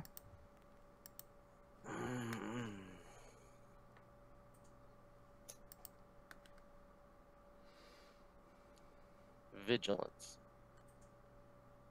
Because if he's not paying attention, he can't absorb it. Okay. And then So also there's sort no, of a there's no reflexive thing. As in, there's no reflexive absorbing. It just doesn't happen. He has to be paying attention. Gotcha. And that sort of has a double meaning then. Yeah. Because he has to like guard himself so he doesn't accidentally hurt people. Exactly.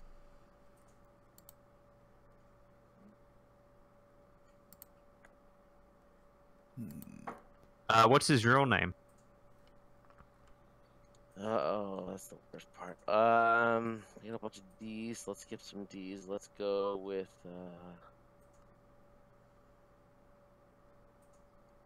let's do Colin something. McClear. Colin Nuclear?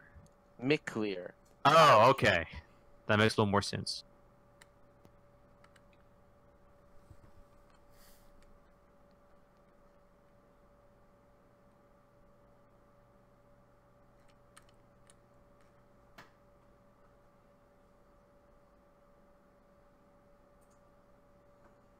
Okay, and can you tell us a little bit about his backstory?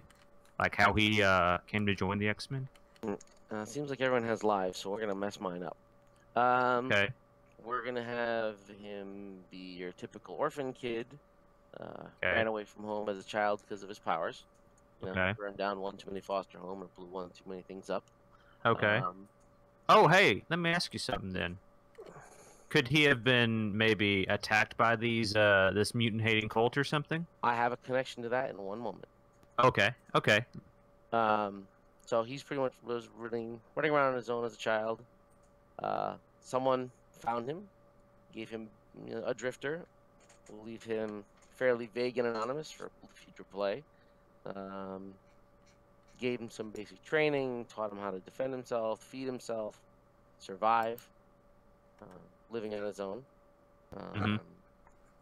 And then something happened to that protector, that guardian, whatever you want to call him, and we'll have the quote-unquote cult be the ones responsible. And then he's been on his own for a couple of years before Emma Frost found him. Okay. Sounds good. So do you have any so you want it to be something you discover and play who the stranger? No, we can give him a name, but it doesn't have to be a real name. You could change him. We could call him Bob for all I care. Okay, well, I've watched Twin Peaks, so that's probably a bad idea. We could call him whatever. I mean, he just has a name as far as my character is going to be concerned. You know, he'll be whatever name the guy, first name he was, is going to be the guy who raised him. Gotcha. Well, I meant more like from a metagame standpoint. We don't want to sit here and be like, your guy was raised by Cable or whatever. We can have it be however you want. I'm Gotcha. leaving that open and vague for whatever you feel is a good story hook. Okay, let's discover that during play then. Okay. Is there anything else you want to? Oh, sorry. What were you saying? I was gonna say a good trouble for you might be afraid of his own power. Yeah, no, that's definitely it. Cool. Cool. Okay, so is there anything else you want to tell us about Colin before we move back around to the other? Colin probably sucks at school, since he didn't really have a real education. Like really far behind. He's probably considered an idiot by everybody else. He doesn't have a lot of common knowledge. No, like the TV show we watched as a kid was. He didn't watch TV. He was scavenging for food.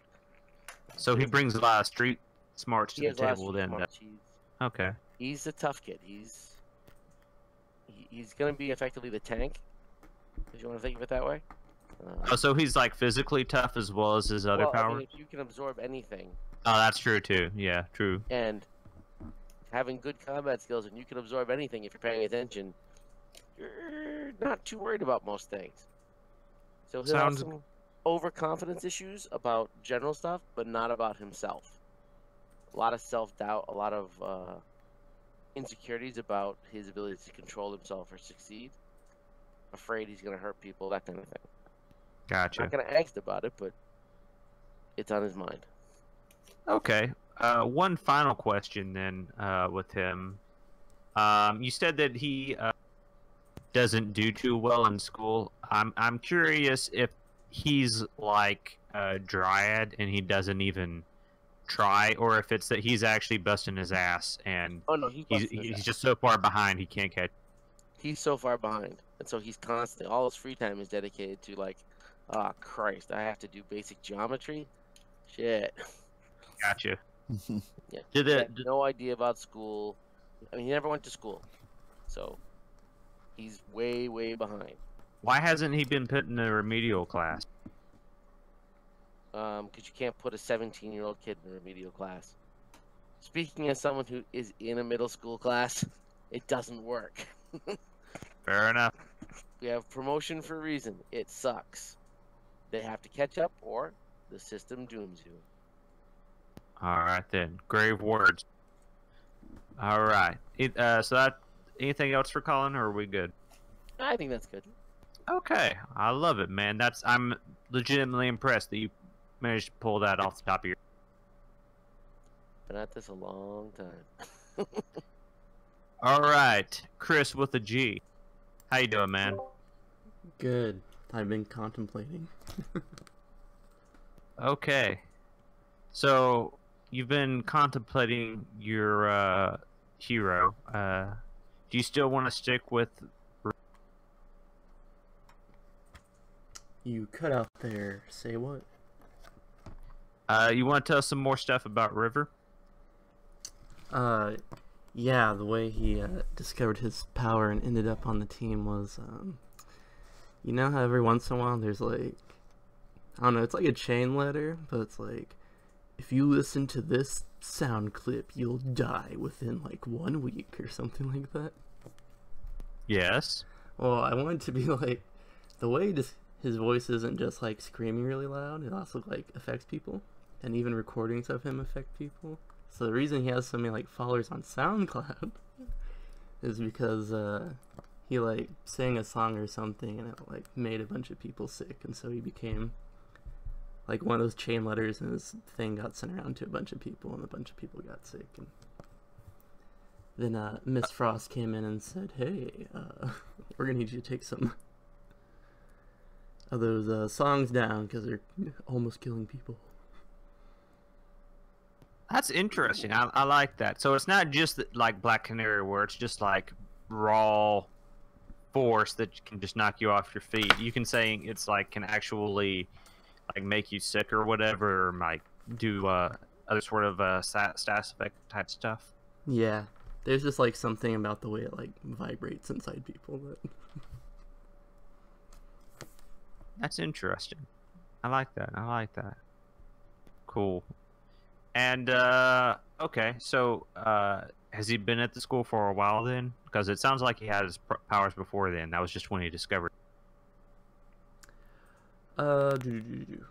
Yeah, he's been here for 2 years now. He's been here for 2 years now. So now he can. 2 years now. Yeah, now he can Okay. control when he like And uses his magic mojo. And refresh my memory, but you said that he was what, 18? Yeah. Okay. I guess like if it's it, been man. around for 2 years. Fair enough. Fair enough. Okay. Anything else you want to add about Brian? Can his weakness be like? So what is a weakness? Can it be like he's trying to be famous, and so I don't know. He's much more flashy than everybody else, and he brings like sorrow upon himself because he's always trying to draw attention. So he's like kind of a braggart, maybe kind of like the center, wants to be the center of attention. Yeah. It's not like he thinks he's the best because he recognizes that everybody has much crazier powers than him. He just wants to be like the one everybody loves. Gotcha. I'm trying to think of how you'd make that into an expression for your trouble.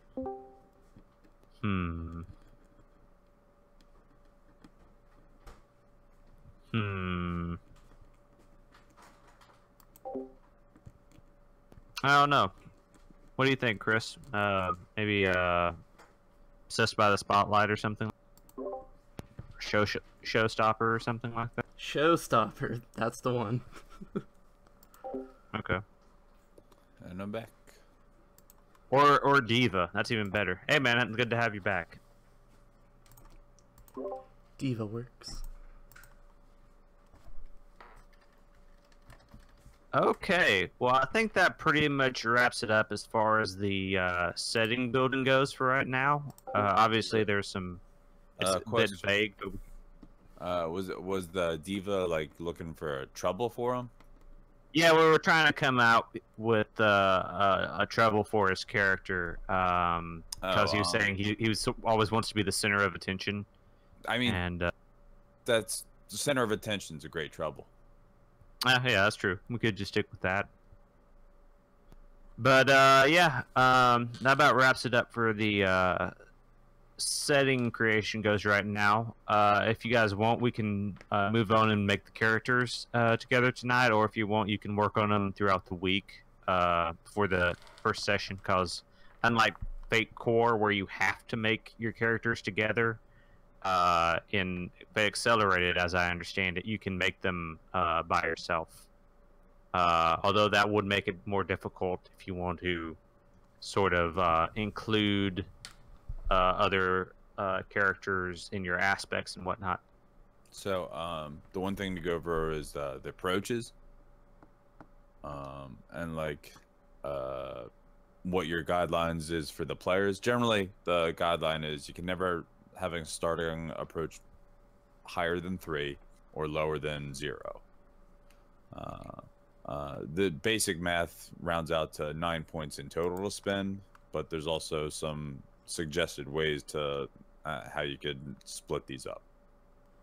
Yeah, how I was gonna handle it, I was just gonna use the standard thing from the book. But So- and I was thinking about getting. I'm glad you brought that up. I was thinking about using the stuff from Venture City, but I'm not sure that's actually going to fit all that well in this campaign. Yeah. So I think what I'm going to do is we're just going to have you guys treat your superpowers as like your aspects and as your stunts. So if you won't say, I don't know, the ability to shoot vines out of your arm, you know, that would be a stunt. I mean, that's just part of being one with nature. Like, so Fate Accelerated, Totally- how you describe your approach, what you're doing, determines what you're rolling. We are superpowers. If we describe things with the powers that we've already stated that we have, that's not really an extra roll. That's just part of the narrative. Like I have stunts that do specific things to generally, like stunts exist to let you do some great game breaking things or give you a bonus to certain rolls. Right. So like, So how does your power work then? so like my power, you know, I'm one with nature. That is my superpower. Like if I ever would need to tag that for mechanical bonus, that's possible. But like as long as, you know, we are basically arbiters of our own power control. So like, you know, as long as we're sticking to the fiction we created, everything is fine and dandy. Like I can't just say I suddenly start flying because I can't fly. But you could say you know, you grow thorns off this tree, Totally.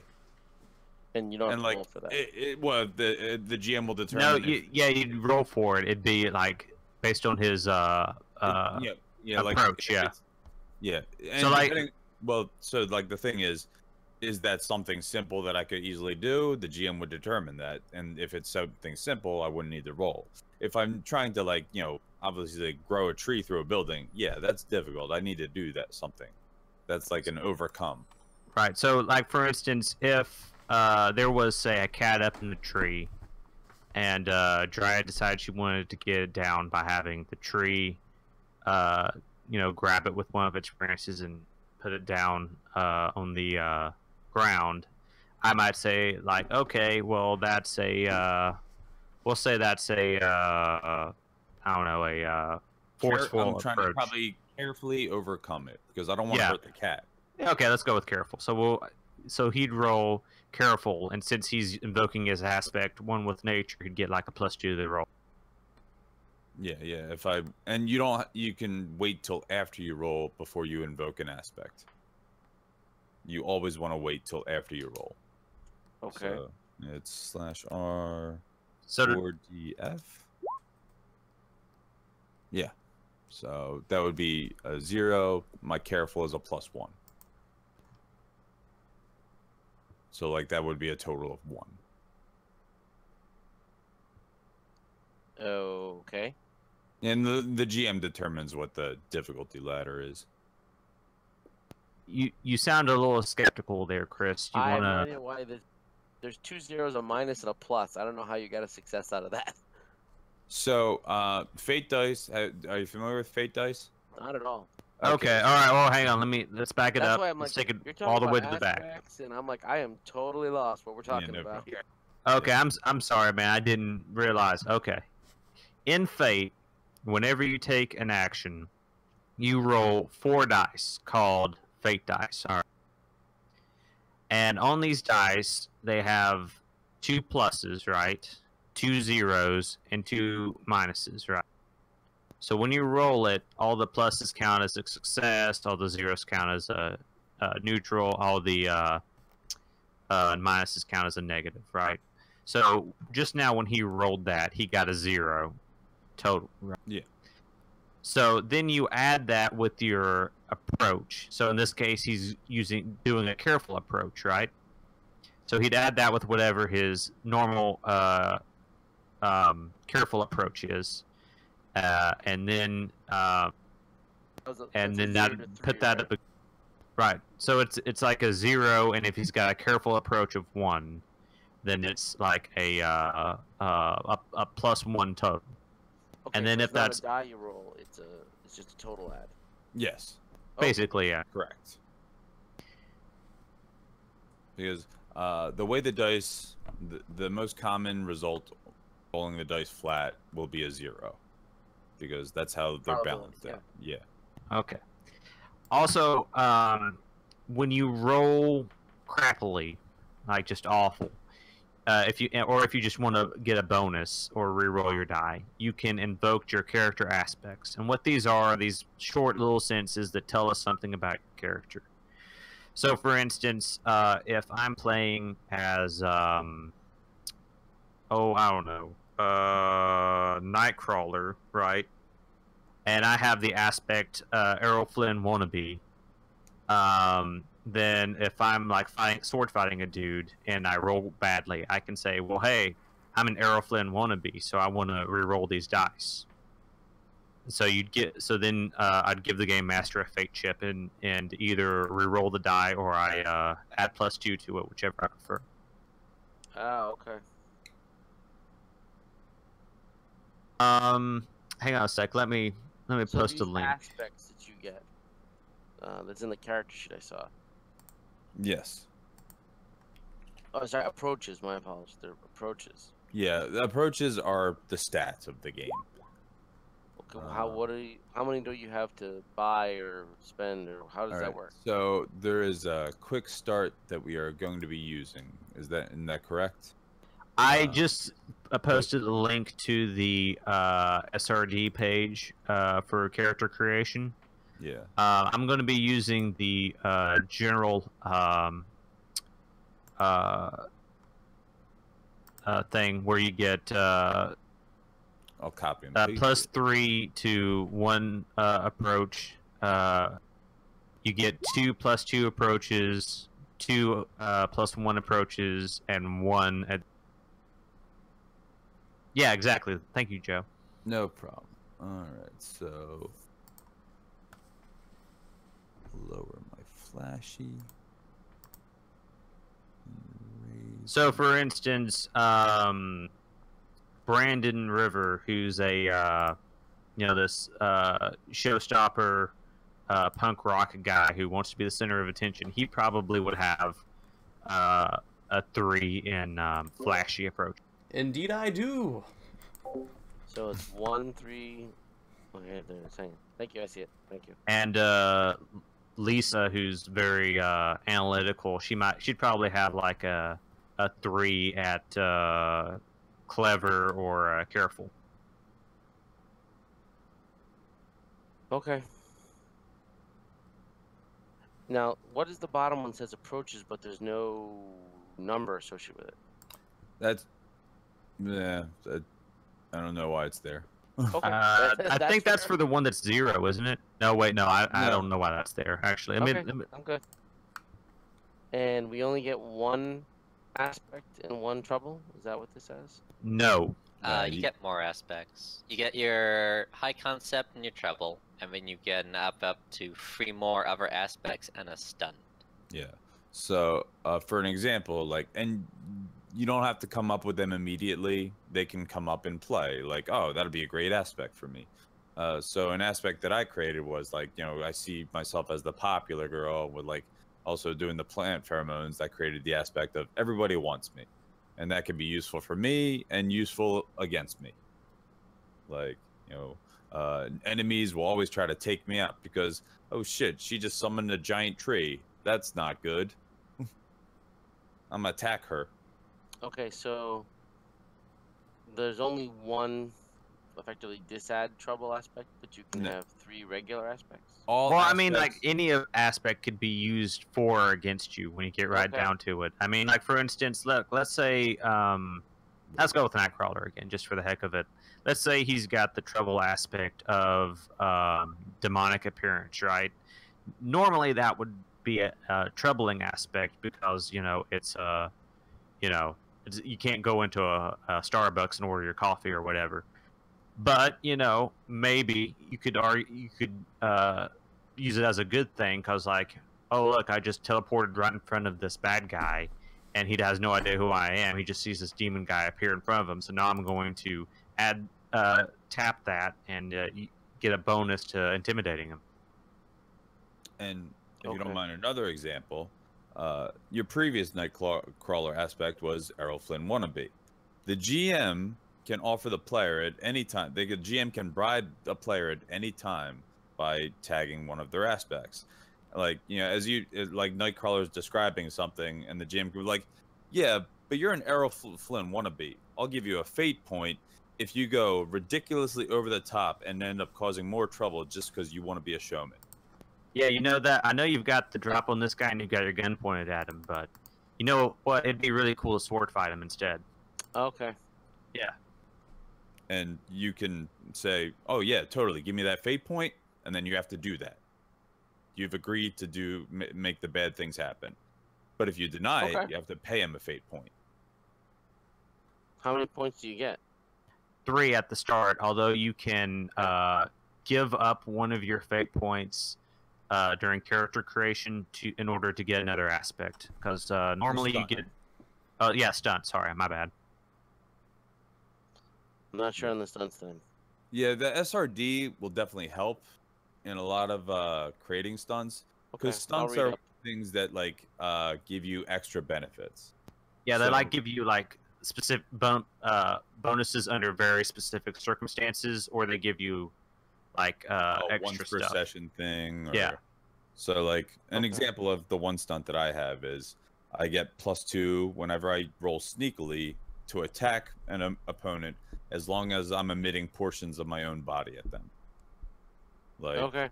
so like I could shoot thorns out of my fingers or whatever, or attack them with like some spores.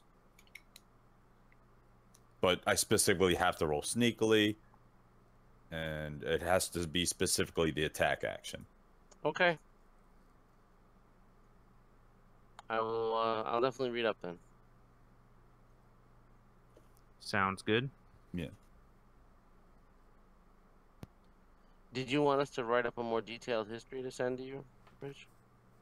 Absolutely, man. I mean, if you want to do that, I would love to read it. I'm not gonna force you guys to if you don't want to, because I know some of our players' work is currently just smashing them in the ground with a sledgehammer, and some of our other players are trying to juggle working and classes, and and relationships with significant others all at the same time. Well, So that's totally fair. I'm not gonna make anyone write me a 40-page backstory. But yeah, if you want to shoot me like a couple paragraphs about, you know, Okay, I'll do that. how they, yeah.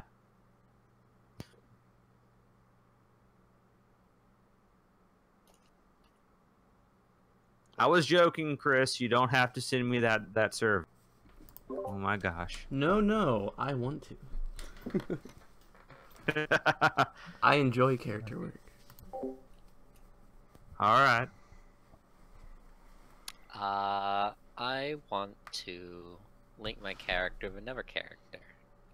Okay. So Lisa and Colin are friends because Lisa wants to help Colin with his schoolwork because he doesn't like seeing him struggle. Okay. I need a tutor. Me too, but I just don't care. Are you are you making this into an aspect, Matt, or are you just this is just like an RP? I guess initially an RP thing because I thought of an aspect called Heart of a Team. I want everyone to get along, do well, you know, minimize infighting, help people out. So I want Colin. I just said like as the first thing, I want Colin to do well at school, even if it means we have to do study sessions while my head is immersed in a bucket of ice water to cool me off, I mean, or from a closet. it could also be a aspect for Colin where like you feel pretty protective of Lisa because she's constantly helping you out. Okay, so my aspects are not just about the powers then. Nope. About anything. Yeah. Yeah, exactly. Yeah. And I only have 3? Jesus. Okay. 5 total. You can have a total of 5. Yeah. One's for your core concept, one's your trouble, and 3 are just random aspects that you want. Oh, okay. Okay.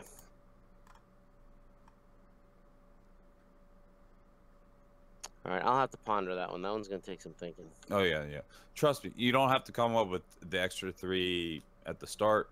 The most important ones are your high concept and your trouble. Well, high concept is easy. Trouble's easy. It's more of a I Yeah, the only other get this many. So Oh yeah, yeah. I'm a person when I play games, I take as many disads as possible because I think they're hysterical and fun to play. Yeah. So I gotta narrow it down. Oh, I understand. I understand. And like, again, you know, it's up to the GM, but like, if you write, you know, for me when I run, like, if you write something down but you're really not feeling it, especially with an 8-session game, he might let you just rewrite it if it hasn't come up at all. Oh yeah, yeah.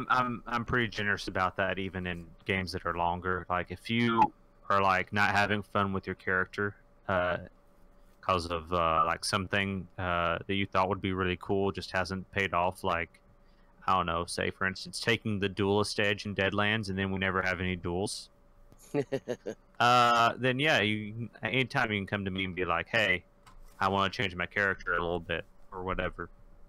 Just make sure you you know, PM me about it beforehand. Don't come up the night of the session and be like, hey, I'm gonna do this. It's okay. I wouldn't change it. I'm too much of a. This is my character concept. Even if no one ever notices or comes up, it's still me. I waste points. I'm fine with that. Yeah. Yeah, like the high concept is obviously the most important. So Okay, that's easy. it's the side ones that are like nebulous and can change. And like Joe pointed out, you can actually, if you guys don't want to, you don't have to write down your other 3 aspects right now. We can wait and to sort of discover them during play. Okay, I'll see. Okay. I guess just weighing in a bit on aspects, keep them broad. It should be like sweeping things about your character rather than like specific things. Well, you can do either, and one of the things that you could do if you wanted to was you can use them to tie yourself to aspects of the setting or to other characters. You know, like for instance, if you were to do like you said earlier and say, I'm who'd you say was Colin's tutor? Helping Colin study. Yeah. If you're Colin's tutor, then you know that might be a little bit more narrow, but it could I think it'd be a lot cooler because then he could tag that on you. You know, he could if you were obviously it'd help you if you were helping him out, but he could also tag that aspect on your character sheet when he was helping you out because maybe y'all have grown closer or something. So, and another aspect that I just wrote for myself, which this is like all players are allowed to know each other's aspects because like we can help suggest ways that they could be helpful or hurtful. But the one I just wrote down is I've decided that Sylvia's so into Lisa, but she's keeping her hush hush quiet. Like, I like it. it's the crush that I'm like, I'm the popular kid. I can't let this be known. I'm gonna take Oblivious. Since everyone else is popular and social, I need to have no clue what's going on. That sounds like a great trouble aspect. Oblivious to the world around you. Oblivious to subtlety, because I can't be totally oblivious. I see things and all that, but Well, it doesn't social come things. up Yeah. constantly, but yeah, like, yeah, that's Okay. it's great. Good thing Okay, we're not that fighting actually a gives spy me a- network. Good point.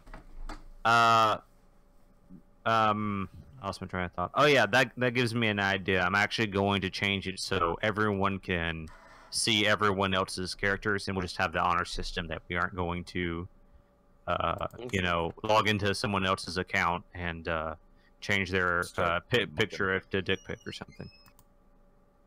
Okay.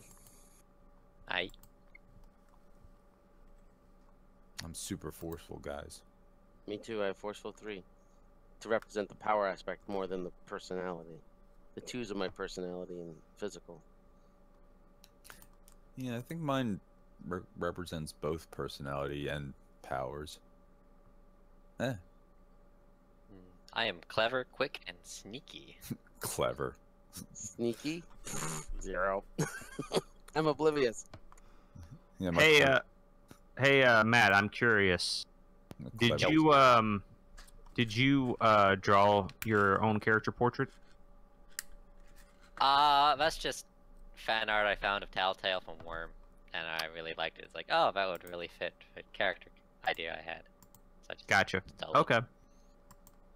Fair enough. That's what I did with the cover art for the campaign. Yeah, that's a good picture. I like that one. Yeah. Apparently, that is by a gentleman named Pirate Ghost or something like that. If you want to send him some love on Cool. No one watches these videos. Don't act like you have to. I was talking to the players, but yeah, sure. I mean, Gotcha.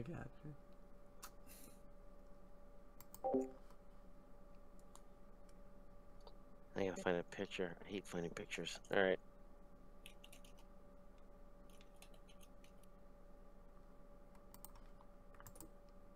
Yeah. Alright, then I'm probably gonna take off and think about this as I try to get ready for bed. Yeah. I will write something up for you, Rich. I will also leave the Discord stuff open okay. on and off, and I'll send ideas for the aspects and all that along the way to get opinions. Sounds good. And if you ever have any questions, feel free to, just message them to me or put them in the chat thing for everyone. For me. Before you go, though, Chris with the G. Hello. Yeah. Would you mind posting a link to your YouTube channel so if anyone wants to go back and watch the episode, they can relive the magic of us creating this terrible campaign again? As long as you all promise not to go too far back in my history of my videos. I don't know, man. That sounds like a challenge now. I promise nothing. Alright, it's up to you.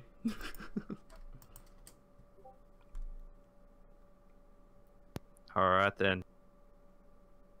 Thank you kindly, Chris. And I will see you next week, other Chris. Sounds like a plan. Take it Thanks, easy, dude. all. Talk to you next time. See yous. Bye. The tagline Okay, on my good. channel shows me, reveals my true feelings. L5R is a fun game.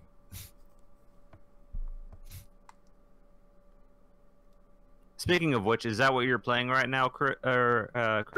Because I noticed you have a crane as your. Yeah. To whoever just had a heart attack, I'm sorry. Yeah, I played a one shot, like 2 weeks ago, and played a lion. Cool. But I have a crane as my avatar, because they're the best clan. They're the duelist ones, right? They are. Yep. They're the poshy duelists, and I love them. They're one of the best. Cool beans. Great at dueling, great at manipulating. Then again, so are the Scorpion. Mantis, #1. Oh my god, Mantis are. In my last campaign, I like eradicated them from the face of the planet. Dare you? It That's felt impossible. good. How dare you? Well, you know, there was Sorry. an extra dimensional monster. So many haters. Jealous that they blackmailed their way into the great clans. Yeah. Haters gonna hate.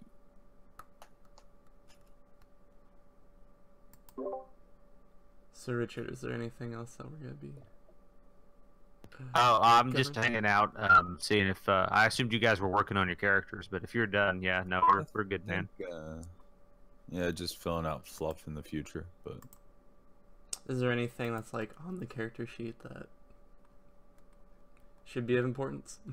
Consequences? Should I have any of those yet? no, those are like injuries. Okay. Let me look at your character. Let's see here. Stunts, but I mean, like, you can hold off on those if you want, and we can do that later. Those are things that you could like. Oh, this would be a really good stunt, even in the moment. Gotcha. Maybe help others out looking at stuff.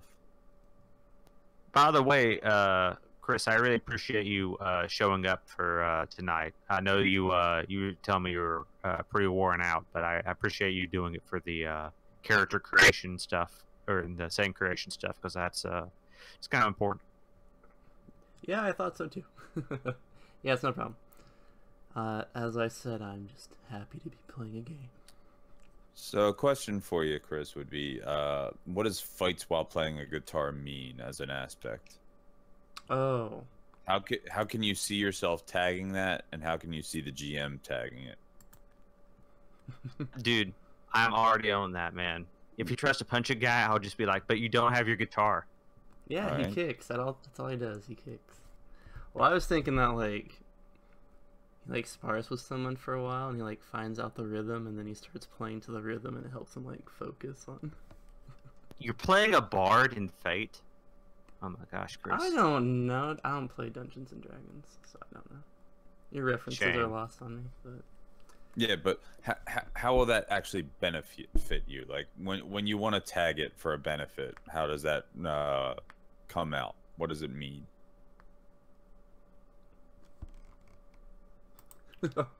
I'm very distracting, I assume. I don't know what's tagging. Tell me. Pretend like when I you don't know invoke what an fate is. aspect, when you're spending a fate point to tag invoke one of your aspects, that is basically what tagging means. So like my voice is my power, and like when you invoke your high concept, like it has to make sense in the fiction. Like, you know, presumably you're doing something, you know, with your voice related. Fights while playing guitar is very broad sounding.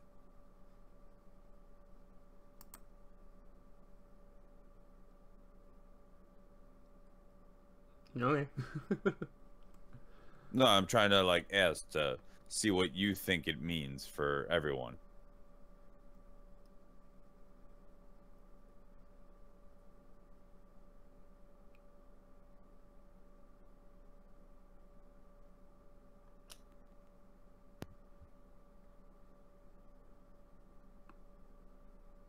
So, Chris, what I'm getting from this aspect is that you use a guitar while in combat. Ye- Okay. And you were saying that he kind of like uses it to like help him keep rhythm. Yes. He's not like actually bashing people with his guitar, right? No, guitars are expensive and delicate. Okay, well then maybe the aspect could be something like I don't know, slave to the rhythm, or I don't know, The rhythm moves me. yeah, or I don't know, DDR warrior. I don't know. DDR Warriors. Amazing. Guitar Hero. Oh my gosh, yes, Well, that's it. That's the one. Yes. Guitar Hero, I think, is a little better because it's a little more broader sounding. Like fights while playing guitar, I guess maybe was a little too specific because it's just like, okay, well, I mean, that's just something you do. But Guitar Hero, you can totally BS that into multiple situations. That's a lot better than the other thing I was going to suggest, Battle Troubadour. Oh my gosh, Chris, we haven't established the name of your band. What's the name of your band? Let's. Are you still with your band? He's formed a new band. What's the name of your band, Chris? Let's see. Our name is Three Black Stars. Because Is it a trio or is it just named ironically? it's a trio. Okay. All right, sounds good. Sounds good. What other students are in your band? Oh, nobody. There's one dude who lives in New York, and he makes the makes the music for it, and then I'd make the lyrics, and there's a third dude in Okinawa, Japan, who All plays right, some well, you extra might want instruments for to us. write these down as extras, so like they could be fleshed out better in the long run. Oh, we got it recorded, man. We're gold. Okay, I didn't know if we were still recording. I believe we are, aren't we, Chris? We are. All right. Yeah. Then. Everything we say is now canon. Pineapple. Can my dude in Okinawa, Japan, be like secretly a member of the cult or something? Oh, he's totally a member of the Hand. He's fighting Daredevil. Sweet. Because if that show has taught me anything, it's that everyone from Japan is a ninja. Ever. You know, I've never met a person from Japan, but I assume so. Well, there you go. That can't be true. Surely I I've had an met idea one for person a- from Japan. I had an idea for a stunt. All Lay it right. on me, Haas. What you got? So it's... Okay, hang on. Taylor is doing stuff. Shush. You. Anyway, so I was gonna go for a once per session one. So because I can connect the dots once per session, I can figure out a crucial piece of information. Let me look at that. Do you have it written down in your character sheet? I do. Yeah. Could you narrow it down a little bit? Like, what do you mean when you mean a crucial piece of information? Give me a moment. Yeah. I mean, I like it in theory. I just how it's worded. I'm not too sure about. So I think I feel like it could be more powerful for you. Like that's why I agree with like figuring out like how to best define the crucial piece of information. Right. Like because like some of the examples is because I'm like speed of a cheetah, I can appear anywhere as long as I can run there. And like this doesn't sound as powerful as something like that. Alrighty. I mean, like,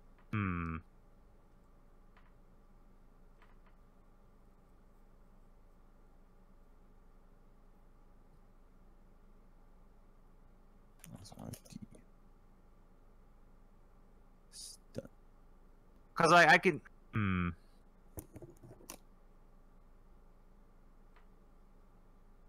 Well, would you see this like being like a combat thing, or would you see this like being a something you do if you were like investigating something? More of an investigative skill. Okay. So like Sherlock. Okay. So like once per session, maybe I could give you like an extra clue when you're investigating Once possession, I can figure out a hidden clue, something like that. Yeah, that could work when you're. I worry about it being like too broad. You know what I'm saying?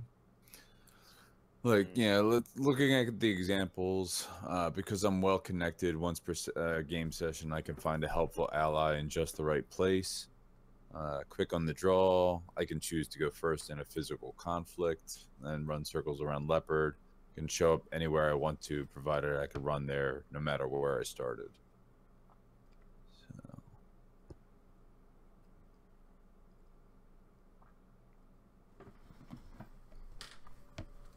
And my own. How about I can get an extra clue when I'm investigating a crime scene or something like that.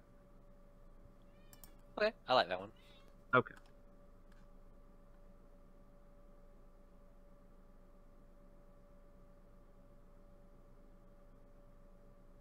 We might come back and reward that if it isn't useful enough or whatever. And also, but, yeah, that's definitely something that we might eventually need to come back and change, just because, from my experience, Fate and investigation don't always blend well together. Like, yeah. Fate is all about like pulp action, over the top stuff. Investigation stuff can be a little harder. Usually, it's just like I think it could be a series of challenges, but usually like overcome roles. Well, how I imagine handling like an investigation would be like, okay, you guys just broke in to the mutant hating cults or the Humanity First base, and you're trying to find out where in the city they've hidden their cache of weapons, right? Yeah, it'd be looking for clues for that, and I think that's where this aspect would really pay off. true. But one of the other things about Fate is, like, we can spend a Fate point and just declare a clue. Oh yeah. Oh, okay. Fair enough. Yeah. And you'd have to spend a Fate chip anyway to. No, not once per activate session. No. Okay.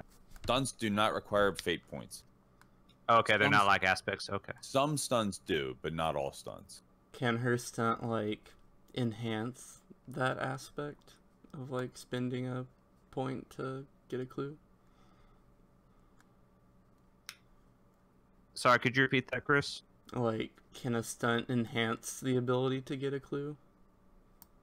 Like, can her stunt? Yeah, so I don't see that on see any steroids. reason why not. I don't know. So, Let me see. yeah, an example would be like, because I'm Sherlock Holmes, I get +2 while using Clever to investigate a crime scene. But I mean, like you said, we can spend a fate point to make a clue, right? Yeah, so like that's a thing that many players have the ability. Like Fate is very player. It's a narrative-based game. Like players and GMs. There's the GM telling the story, but the players are also telling the story, and the players have the often have the ability of this is now true. I spent a fate point to make this thing true. So yeah, no, and I totally find I spend a fate point and I totally find the Cargo Fest, tracking back to Osborne Industries or whatever. So can the character have a stunt that enhances that ability, basically? That does something extra with it? No, not really. I don't think so, because that's just a game mechanic.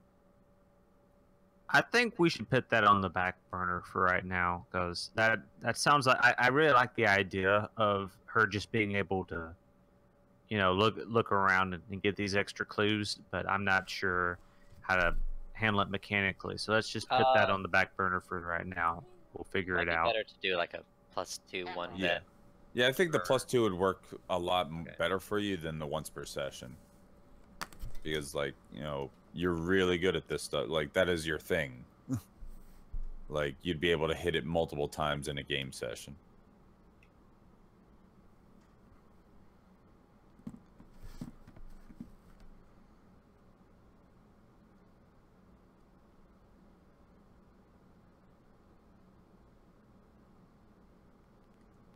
I'll come up with some ideas, I guess, over the week. Yeah, like, yeah, the one I had was, yeah, the +2 when using clever to investigate a crime scene, or because the thing is about them, you also want them to be like somewhat restrictive, so like you can't just always use them. Hmm.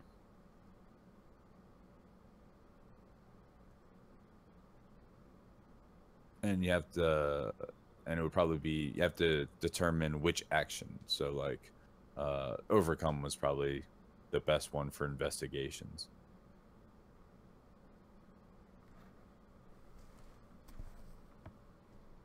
Yeah, like the one example is, let's see, because I'm a lover of puzzles, I get +2 when I cleverly overcome obstacles when I'm presented with a puzzle, riddle, or similar conundrum.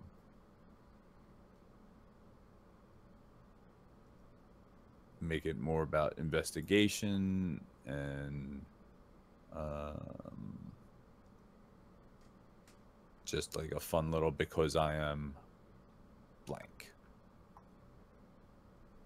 I've written a lot of stunts for this one game I was writing.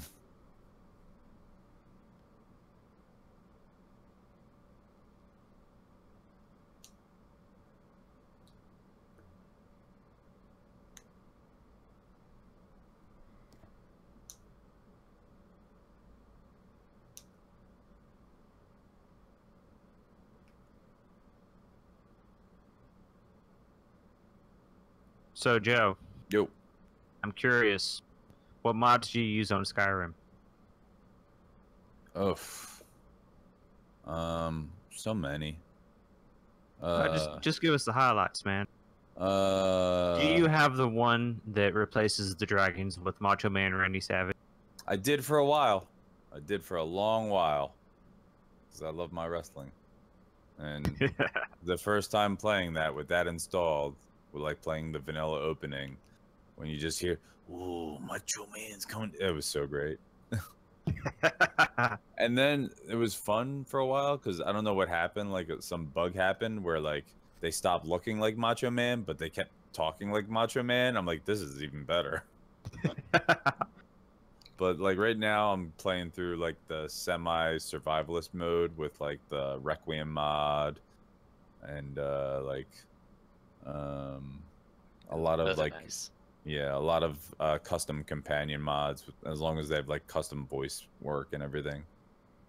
A lot of texture overhaul mods. So many texture overhaul mods. Sweet.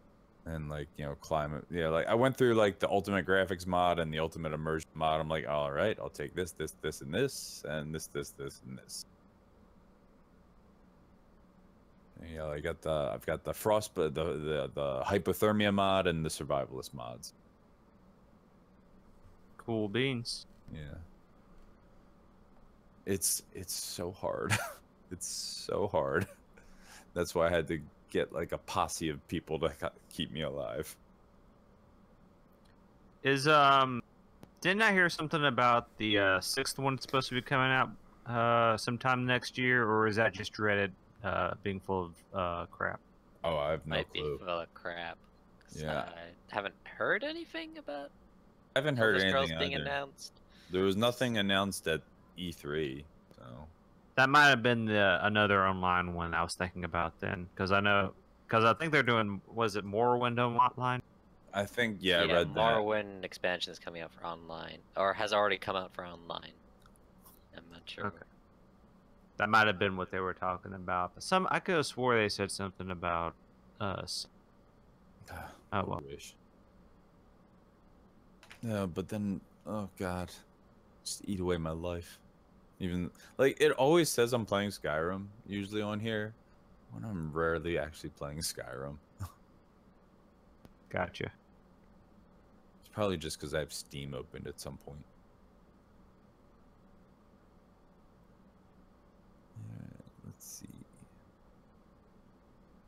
think I'm good for now. Okay. I might come back to the once per session, may mutate the body, but only just or better flesh out how to counter environmental effects. Yeah, I'm looking at your guy. Everything's looking good. It was also easy because I got lucky. My stunts basically were written for me. Tell me though, I'm curious. Like, how does Everyone Wants Me interact with that girl as Poison? Is it that she's really hot and everyone wants to be with her, but everyone also thinks she's also got kind of a bad reputation? This is a good question. Well, I'm still debating that girl is Poison as a trouble. Okay. Everybody who wants me is a pretty good trouble. You know, another trouble could be maybe that she's kind of shallow or something like that, or shallow. Because from what you told me, she doesn't really think too much about. All right, so I'm thinking of another trouble. Yeah. Let's see.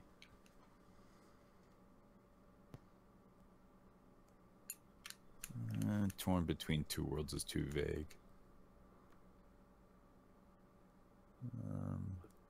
Freaky plant lady. That's a good one. Yeah.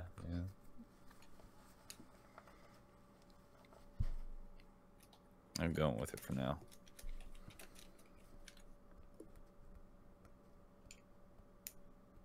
And yet everybody still wants me.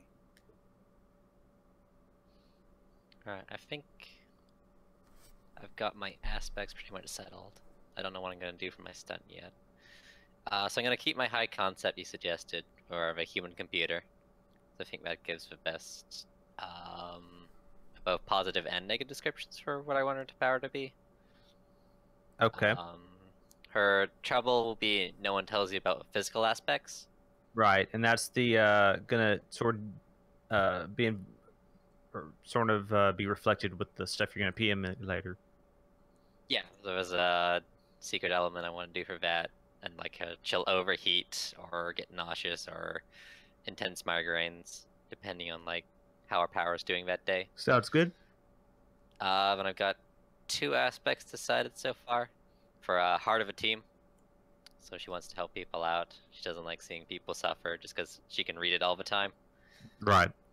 And I'm not sure what would negatively compel that would be. Oh, that's easy. Like if they're getting into trouble, I could be like, "Hey, you're the heart of the team. You care about these people. You gotta go along with." Yeah, we just got captured or something. Yeah. All right. And the second one I came out with was like got away with words. Uh-huh. So she's both very persuasive and runs her mouth off a bit too much, revealing bad details. Okay. She can persuade people because she can read their motivations and see what they're angling for and like persuade them that way. Or she can dump a whole bunch of information they didn't want people to know. Okay, well, let me ask you this. Would you describe her as a gregarious, or does she choose her words? I guess she doesn't choose her words that carefully. If she can just info dump. So never mind. I just answered my own question. We're good. I have a question for Chris. Hello. You play the guitar. Is he also a singer? Because your voice is your power. Yeah. Or is he just... He's got it. Okay. Listen, he's got it. The coolest type of singer is the one that plays guitar. Therefore, he decided that he had to learn to play guitar. All right. Would you say he's the lyrical Jesse James? If you explain to me what that means, I may. Yeah. Jesse James was like a gunslinger in the Old West. Oh, I know Jesse James. Also, like, one of my things where I always used to make old Fate aspects was like I would take lyrics from old songs. I'm like, that's a perfect aspect. So like I'm the lyrical Jesse James. Is like, You know, you're like you're beating up people with your voice and your words. You know, you're just kicking their ass because you're just so good at talking and or singing, as the case may be. Oh, I get you. Yeah, it was a pun.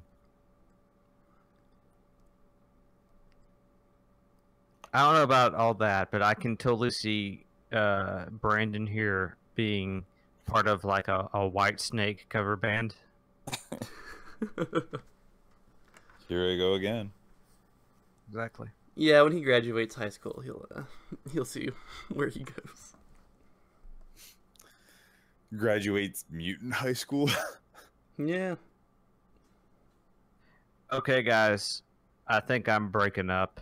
You guys just All right. Yeah, it sounded was really. Okay, yeah, that's better. Never mind. All right. Well, if you ever have any questions, guys, you can just like post them in the Sling chat, and then I could probably Indeed. try and help out as well. Yeah, But, also, I'm going to post a link to the SRD, Fate SRD, so super you guys useful. can just check that out. Yeah, I was looking at that earlier. All right. Good night, y'all.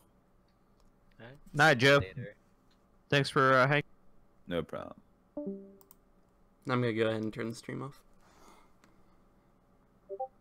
So what was that, Chris? I'm gonna go ahead and turn the stream off if Sounds good, man. that's chill. Goodbye, I'm YouTube. turned in as well. Goodbye. Yeah.